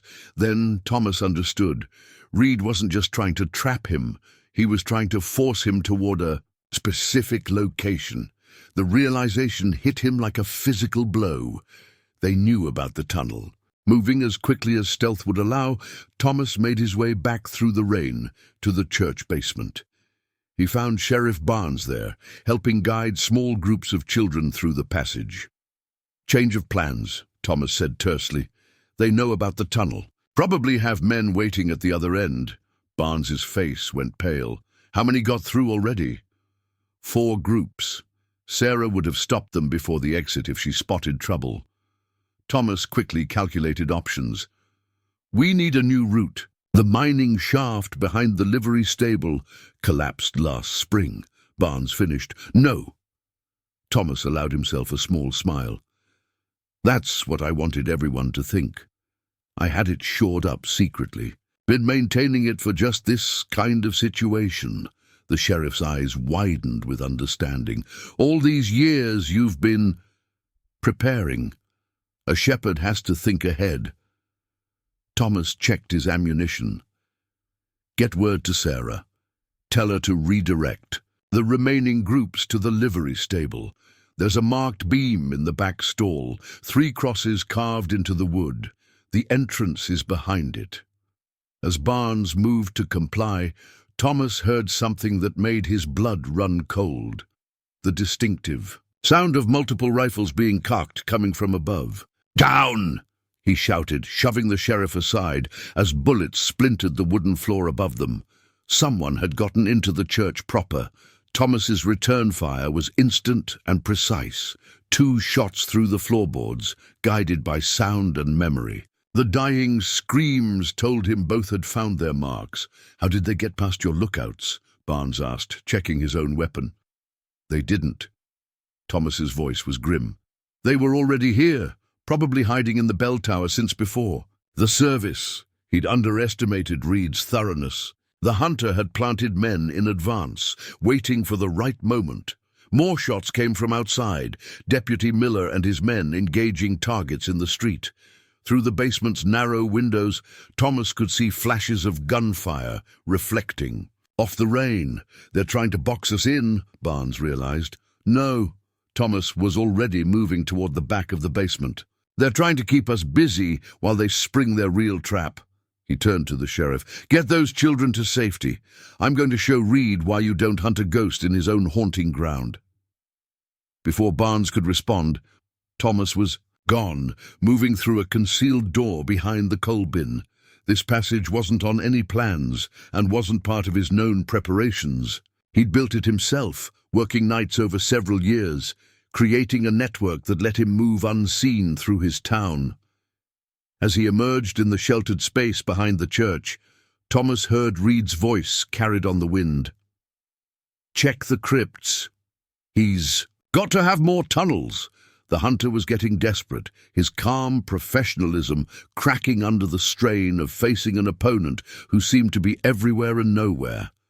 Good. Desperate men made mistakes. Through his scope, Thomas counted at least 8 men converging on the church grounds, searching for additional passages. They moved well, staying low and covering each other, but they were looking down, searching for hidden entrances. They weren't looking up. Years ago, Thomas had installed a system of handholds and finger-width ledges on the church's exterior, disguised as decorative stonework. Now, using skills he hadn't needed since the war, he climbed the rain-slick wall like a spider, which Whitworth secured across his back. Lightning flashed as he reached his position. a narrow shelf behind the bell tower's cross. From here, he could see everything. Reed directing his men below, Hawkins' forces still pinned down in the bank, and most importantly, the approach to the livery stable where the children would soon be emerging. More riders were arriving from the East Road, but they were staying back, unwilling to risk the fate of their fallen companions. Thomas allowed himself a grim satisfaction. Blackwood's men might be professionals, but they were still men, and men could be made to fear. Movement near the bank caught his attention. Timothy Hawkins was trying to slip away from his brother's men, using the confusion as cover. The young man's face showed clear panic. He hadn't signed up for this level of violence. Thomas made a quick decision. Timothy might be useful, might even be salvageable. The boy clearly had a conscience, unlike his brother. But for now, he was more valuable as a distraction. Whitworth spoke once. The bullet struck precisely where Thomas intended, close enough to Timothy's head to spray him with splinters from the wooden post behind him, but far enough to ensure no real harm. The young man's terrified scream had exactly the effect Thomas wanted. Hawkins burst from the bank, running to his brother's aid, exposing himself to fire from multiple angles. "Jacob, wait!" Reed's shout came too late. Thomas's second shot caught Hawkins in the shoulder, spinning him around but not killing him. The gang leader stumbled back into the bank, cursing and bleeding, his aura of invulnerability shattered. More importantly, his men had seen him bleed, seen him run foolishly into danger. The myth of the unbeatable Jacob Hawkins was beginning to crack. Thunder rolled across the valley as Thomas changed positions again, using the storm's fury to mask his movements.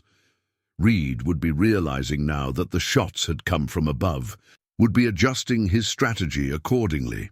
But by then, Thomas would be elsewhere. The Ghost's greatest weapon had never been his rifle. It had been his ability to make enemies think he was supernatural, more than human. A memory surfaced. His old spotter, John Bedford, explaining it to a rookie sniper. The Ghost doesn't just kill you. He makes you question everything you thought you knew about what's possible. By the time you figure it out, you're already dead. As if to validate the memory, Thomas heard Reed shouting new orders. "He's moving through the buildings. Watch the roof lines." Wrong again. Thomas was already back at ground level, using the drainage ditches he'd secretly widened over the years. The rain that was hampering his enemy's movement was actually aiding him, carrying him silently through his prepared routes. He emerged behind the general store just in time to see more of Blackwood's men arriving. But these were different. They wore long dusters like his own, and carried Sharps rifles with telescopic sights, professionals, hunters, men like he had once been. Thomas felt a cold certainty settle over him. Blackwood wasn't just trying to eliminate a witness or secure a territory. He was trying to kill a legend. These men had been brought in specifically to hunt the Ghost. As he watched them deploy with practiced precision, Thomas remembered something. His mentor, Sergeant McPherson, had told him long ago, "The most dangerous animal ain't the one with the biggest teeth. It's the one that's got nothing left to lose." Lightning flashed again, illuminating the rain-soaked town. Below, Reed's men continued their methodical search, while Hawkins' gang held their deteriorating position in the bank. And now Blackwood's hunters were joining the game, adding another layer of lethal complexity.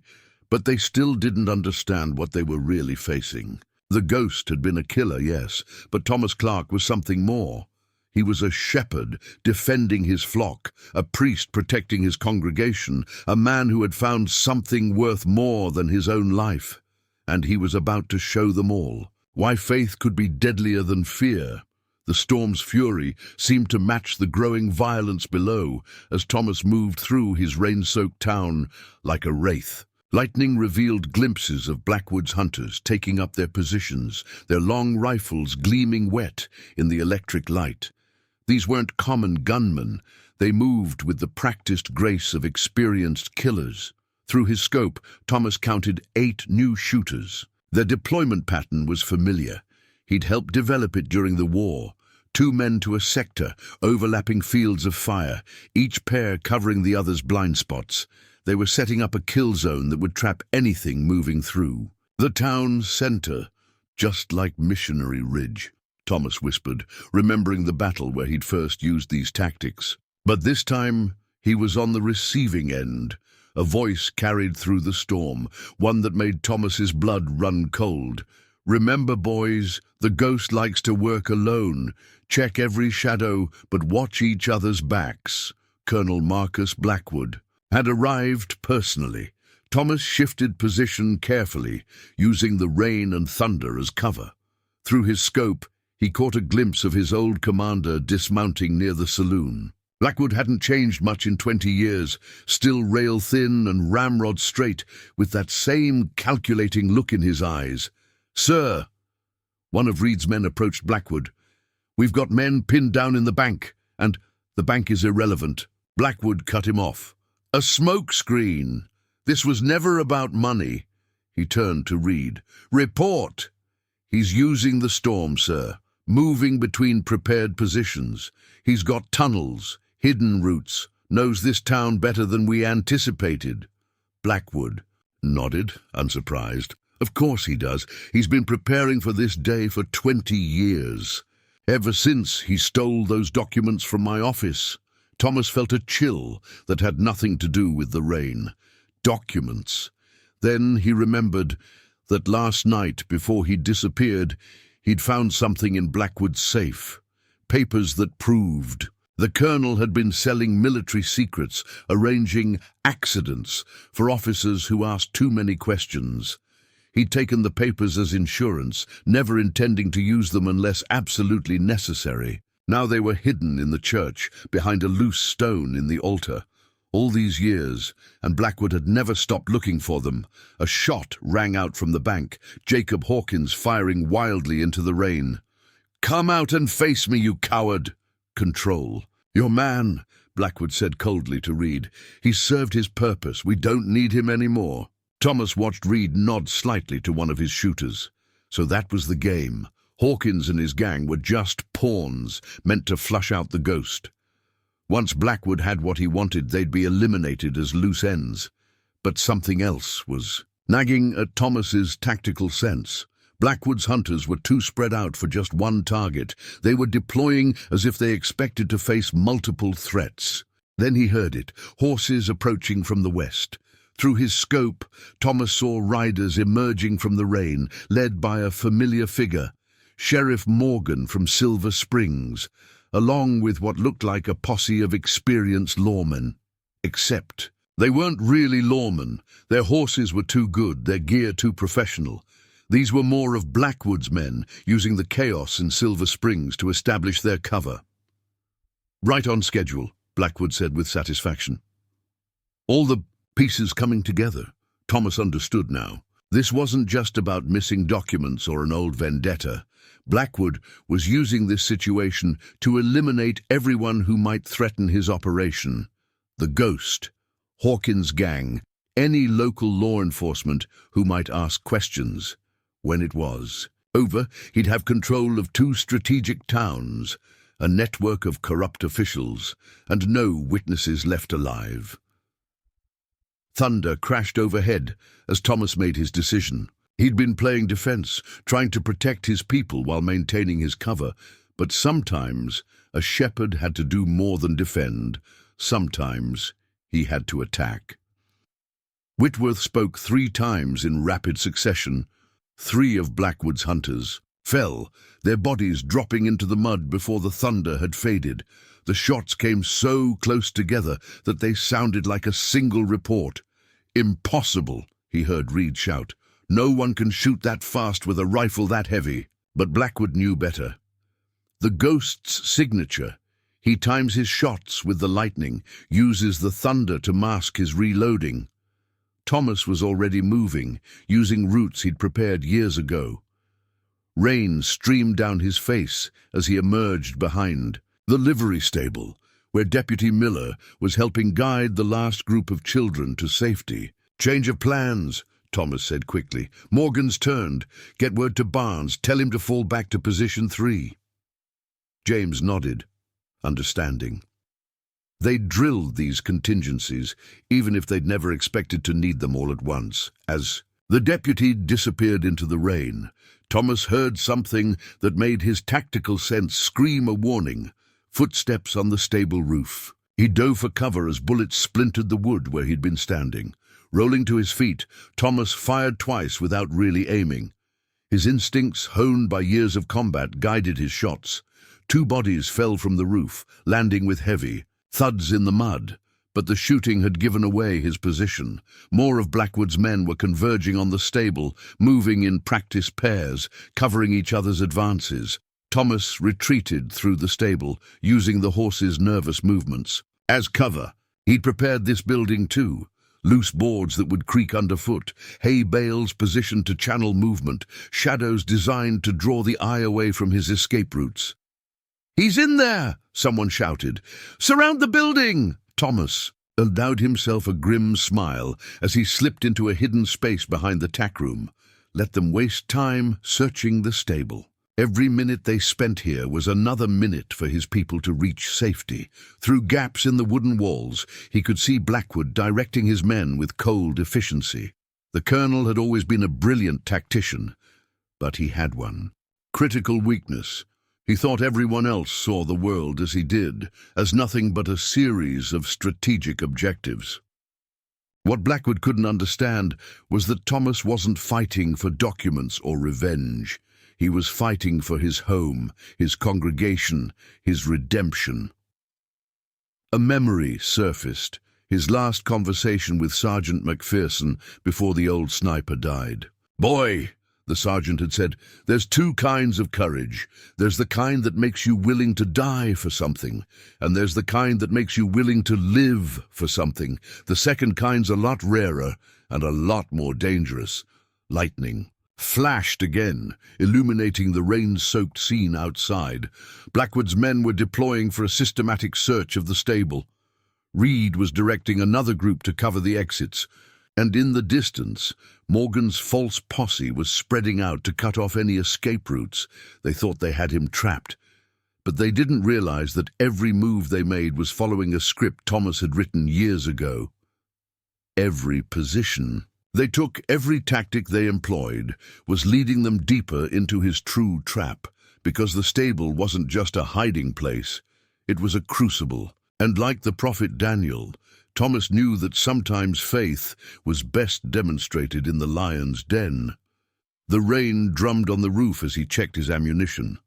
The Whitworth was half empty, but he had cached more rounds in strategic locations throughout the building. More importantly, he had something his enemies lacked: absolute certainty in his purpose. Thunder rolled across the valley as Thomas heard them beginning their search. Footsteps moved carefully through the stable, professional killers doing what they did best, but they were walking into a place that Thomas had prepared for exactly this moment. A shepherd's staff, he remembered, wasn't just for guiding sheep. Sometimes it was for striking wolves, and sometimes God's justice wore a preacher's collar and carried a Whitworth rifle. The stable had gone quiet, the artificial silence of men trying to move without sound. Thomas could sense them spreading through the building, checking each stall, each shaded corner. Professional killers doing what they did best, but they were in his domain now, moving through a space he had crafted for this very purpose. Lightning flashed, illuminating the interior, through gaps in the roof. In that frozen moment, Thomas counted 6 men on the ground floor, with at least 2 more in the hayloft above. Their movements suggested military training, probably former cavalry scouts, men used to operating in small, lethal units. "Check the feed bins," Reed's voice came from outside. "He likes to hollow out hiding spaces." Thomas allowed himself a small smile. The hunter remembered his old tricks, but hadn't learned his new ones. The feed bins were obvious hiding places, which is exactly why Thomas hadn't used them. Instead, he was in a space of his own creation, a narrow pocket between the walls that didn't appear on any plans. From here, he could see through carefully crafted gaps while remaining virtually invisible. A memory surfaced. His old spotter, John Bedford, teaching him about urban warfare. "The best position ain't the obvious one," Bedford had said. "It's the one nobody thinks to look for because it shouldn't exist." Thunder rolled as Thomas made his first move. He'd prepared the stable's floor with certain boards that would creak under weight, but not where you'd expect. The innocent-looking solid patches were actually the weak spots, while the obvious creaky boards were reinforced. One of Blackwood's men stepped on a trapped board. The subtle sound drew another killer's attention exactly as Thomas had planned. Both men were now looking in the wrong direction. Whitworth spoke once. The bullet passed through a gap in the wall, through a carefully positioned knothole in a support beam, and found its mark. Before the first man's body hit the floor, Thomas had already shifted position through his hidden route. What Blackwood couldn't understand was that Thomas wasn't fighting for documents or revenge. He was fighting for his home, his congregation, his redemption. A memory surfaced, his last conversation with Sergeant McPherson before the old sniper died. "Boy," the sergeant had said, "there's two kinds of courage. There's the kind that makes you willing to die for something, and there's the kind that makes you willing to live for something. The second kind's a lot rarer and a lot more dangerous." Lightning flashed again, illuminating the rain-soaked scene outside. Blackwood's men were deploying for a systematic search of the stable. Reed was directing another group to cover the exits, and in the distance, Morgan's false posse was spreading out to cut off any escape routes. They thought they had him trapped, but they didn't realize that every move they made was following a script Thomas had written years ago. Every position they took, every tactic they employed, was leading them deeper into his true trap, because the stable wasn't just a hiding place, it was a crucible. And like the prophet Daniel, Thomas knew that sometimes faith was best demonstrated in the lion's den. The rain drummed on the roof as he checked his ammunition. The Whitworth was half empty, but he had cached more rounds in strategic locations throughout the building. More importantly, he had something his enemies lacked: absolute certainty in his purpose. Thunder rolled across the valley as Thomas heard them beginning their search. Footsteps moved carefully through the stable, professional killers doing what they did best. But they were walking into a place that Thomas had prepared for exactly this moment. A shepherd's staff, he remembered, wasn't just for guiding sheep. Sometimes it was for striking wolves. And sometimes God's justice wore a preacher's collar and carried a Whitworth rifle. The stable had gone quiet, the artificial silence of men trying to move without sound. Thomas could sense them spreading through the building, checking each stall, each shaded corner. Professional killers doing what they did best, but they were in his domain now, moving through a space he had crafted for this very purpose. Lightning flashed, illuminating the interior, through gaps in the roof. In that frozen moment, Thomas counted 6 men on the ground floor, with at least 2 more in the hayloft above. Their movements suggested military training, probably former cavalry scouts, men used to operating in small, lethal units. "Check the feed bins," Reed's voice came from outside. "He likes to hollow out hiding spaces." Thomas allowed himself a small smile.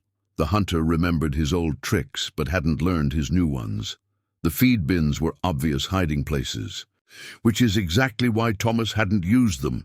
Instead, he was in a space of his own creation, a narrow pocket between the walls that didn't appear on any plans. From here, he could see through carefully crafted gaps while remaining virtually invisible.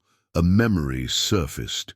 His old spotter, John Bedford, teaching him about urban warfare. "The best position ain't the obvious one," Bedford had said. "It's the one nobody thinks to look for because it shouldn't exist." Thunder rolled as Thomas made his first move. He'd prepared the stable's floor with certain boards that would creak under weight, but not where you'd expect. The innocent-looking solid patches were actually the weak spots, while the obvious creaky boards were reinforced. One of Blackwood's men stepped on a trapped board.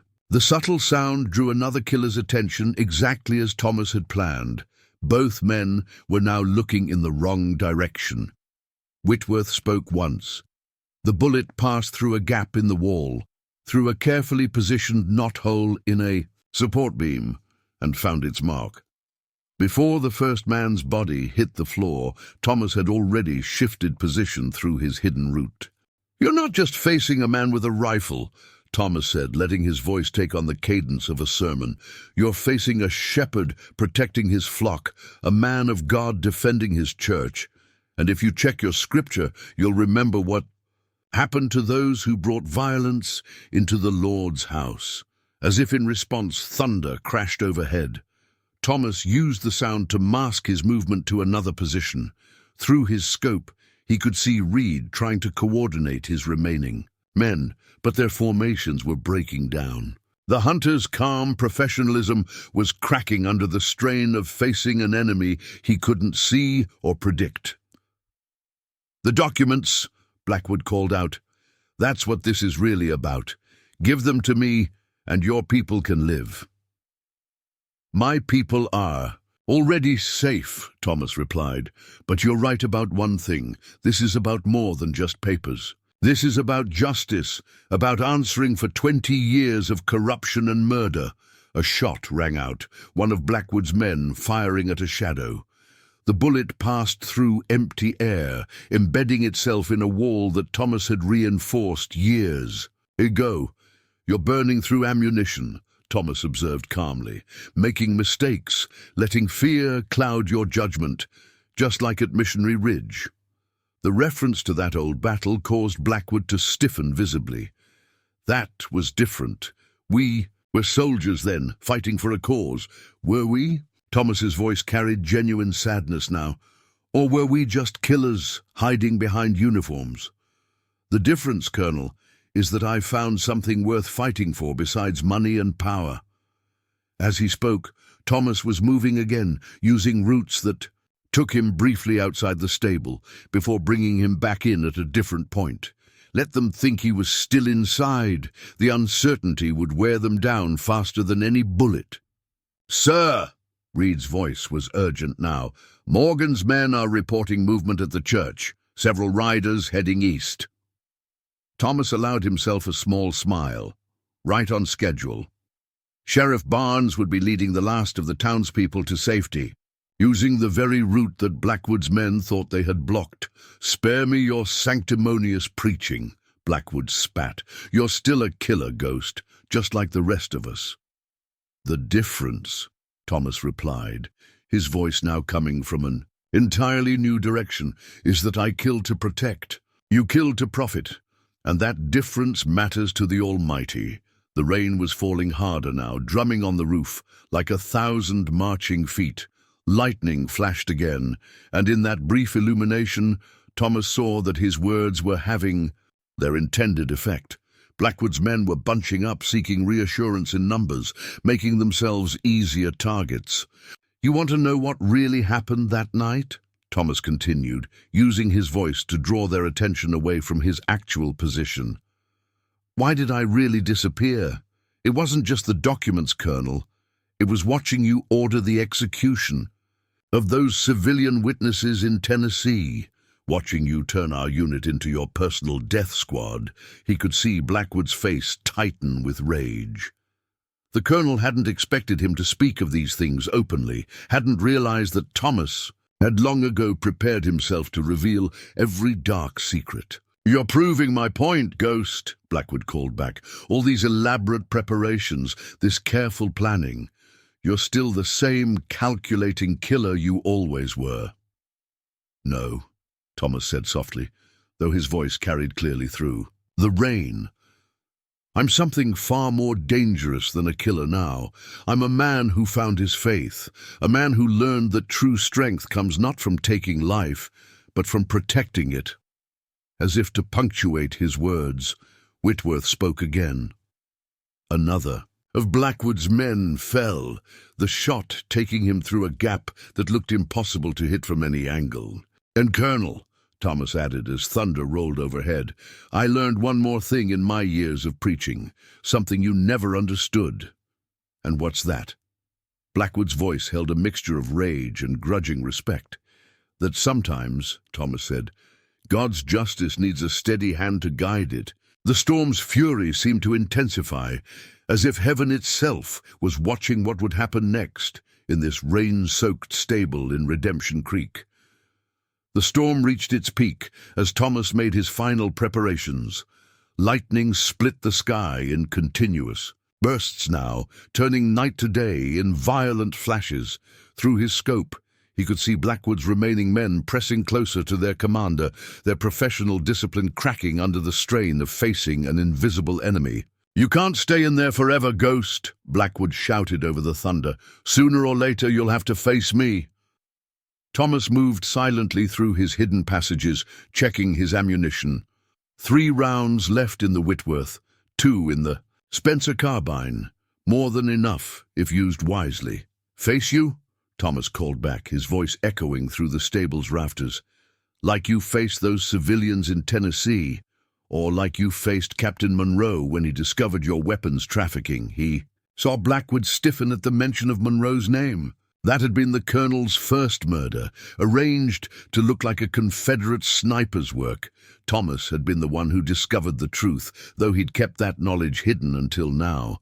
"You're still a coward," Blackwood spat, "hiding in the shadows, afraid to face your enemies directly. Is that what you think this is about?" Thomas allowed genuine sadness to enter his voice. "Pride? Honor? This was never about proving anything, Colonel. It's about protecting what matters." As if to emphasize his point, the church bell began to toll.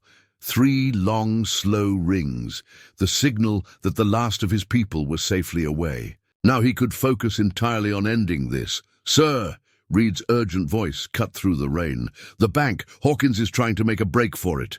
Through a gap in the wall, Thomas saw Jacob Hawkins emerging from the bank, using his younger brother Timothy as a shield. The gang leader's face was a mask of desperation and rage. "Stay back," Hawkins shouted, pressing a gun to Timothy's head. "Anyone tries to stop me, the boy dies first." Thomas had been expecting something like this. Hawkins had finally realized he was just a pawn in Blackwood's game, expendable once his usefulness was over. Now he was trying to save himself the only way he knew how, through violence and betrayal. "That's far enough, Mr. Hawkins." Thomas pitched his voice to carry clearly through the storm. "Consider your position carefully. You're standing in the open in the rain with nowhere to go." "Shut up, preacher." Hawkins was turning in circles, trying to locate the source of Thomas's voice. "I'll kill him. I swear I will." "No," Thomas said softly. "You won't." The Whitworth spoke once. The bullet passed through the narrow gap between Timothy's head and his brother's, close enough to part their hair but harm neither. The precision of the shot shocked everyone into momentary stillness. "That was a warning," Thomas continued. "The next one won't be." He could see the fear blooming in Hawkins' eyes as the gang leader realized the truth. He'd been in the Ghost's sights the entire time. His life had been spared not through skill or cunning, but through the mercy of a better man. Timothy used the moment to break free, running toward the church. Hawkins raised his gun to fire at his brother's back, but Thomas's second shot took the weapon from his hand with surgical precision. "Enough!" Blackwood's voice cracked like a whip. "Ghost, these theatrics prove nothing. You're still just a killer hiding behind a collar." "No, Colonel," Thomas replied, his voice carrying the weight of absolute certainty. "I'm a shepherd protecting his flock, and you're the wolf who's wandered into my fold." Lightning flashed again, and in that bright moment Thomas put his plan into motion. The stable's interior had one final surprise, a system of ropes and pulleys he'd installed years ago, hidden in the rafters. With a single shot, he severed the main rope. Hay bales crashed down, driving Blackwood's remaining men into precisely calculated positions. In the confusion, Thomas emerged from his hiding place like a ghost, materializing from the shadows. The Whitworth spoke 3 times in rapid succession. 3 of Blackwood's professional killers fell before they could even register his presence. The shots came so close together, they sounded like a single report. a technique Thomas had perfected during the war. Impossible, Reed breathed, understanding too late the trap they'd walked into. No one can shoot that fast with a rifle that heavy. The ghost can, Blackwood said grimly, drawing his own weapon. He times his shots with the lightning, uses the thunder to mask his reloading. But Thomas was already moving again, using roots. Only he knew existed. The stable had become a labyrinth of death, with him as its avenging spirit. Reed tried to organize a defense, but his remaining men were beyond taking orders. The myth of the ghost had become real to them, transformed from campfire story to terrifying reality. "Stand and fight," Blackwood commanded, but his words were lost in another crash of thunder. When the sound faded, Thomas's voice came again, seeming to emanate from the very walls. 20 years ago you told me something, Colonel. You said that fear was the ultimate weapon, that terror could break any man's spirit. Through his scope, Thomas could see Blackwood's face tightening with recognition. Those had been his exact words, spoken in Tennessee before ordering the massacre of innocent civilians. "But you were wrong," Thomas continued. "There's something stronger than fear, something that can't be broken by bullets or threats." "And what's that, Ghost?" Blackwood's voice held a mixture of rage and grudging respect. "Faith," Thomas said simply. "Not just in God, though he guides my hand. Faith in justice, in righteousness, in the simple truth that good must sometimes stand against evil." As he spoke, Thomas was moving into his final position. Everything had led to this moment, every preparation, every calculation, every lesson, learned in 20 years of waiting. "Your men are gone, Colonel," he observed calmly. "Reed's disappeared into the rain. Hawkins is finished. It's just you and me now, like it was always meant to be." Blackwood's laugh was harsh. "Then come out and face me, or is the great ghost afraid of one old soldier?" "Afraid?" Thomas stepped out into the open, the Whitworth held ready but not aimed. "No, Colonel, just disappointed. Disappointed that you never understood the true meaning of service, of sacrifice." Lightning flashed again, illuminating them both. The shepherd and the wolf, the protector and the predator, standing face to face in the rain-soaked street of Redemption Creek. "You had such potential," Blackwood said, his own gun steady in his hand. "You could have been rich, powerful. Instead, you chose to waste your gifts playing preacher in this backwater town." "Waste?" Thomas shook his head sadly.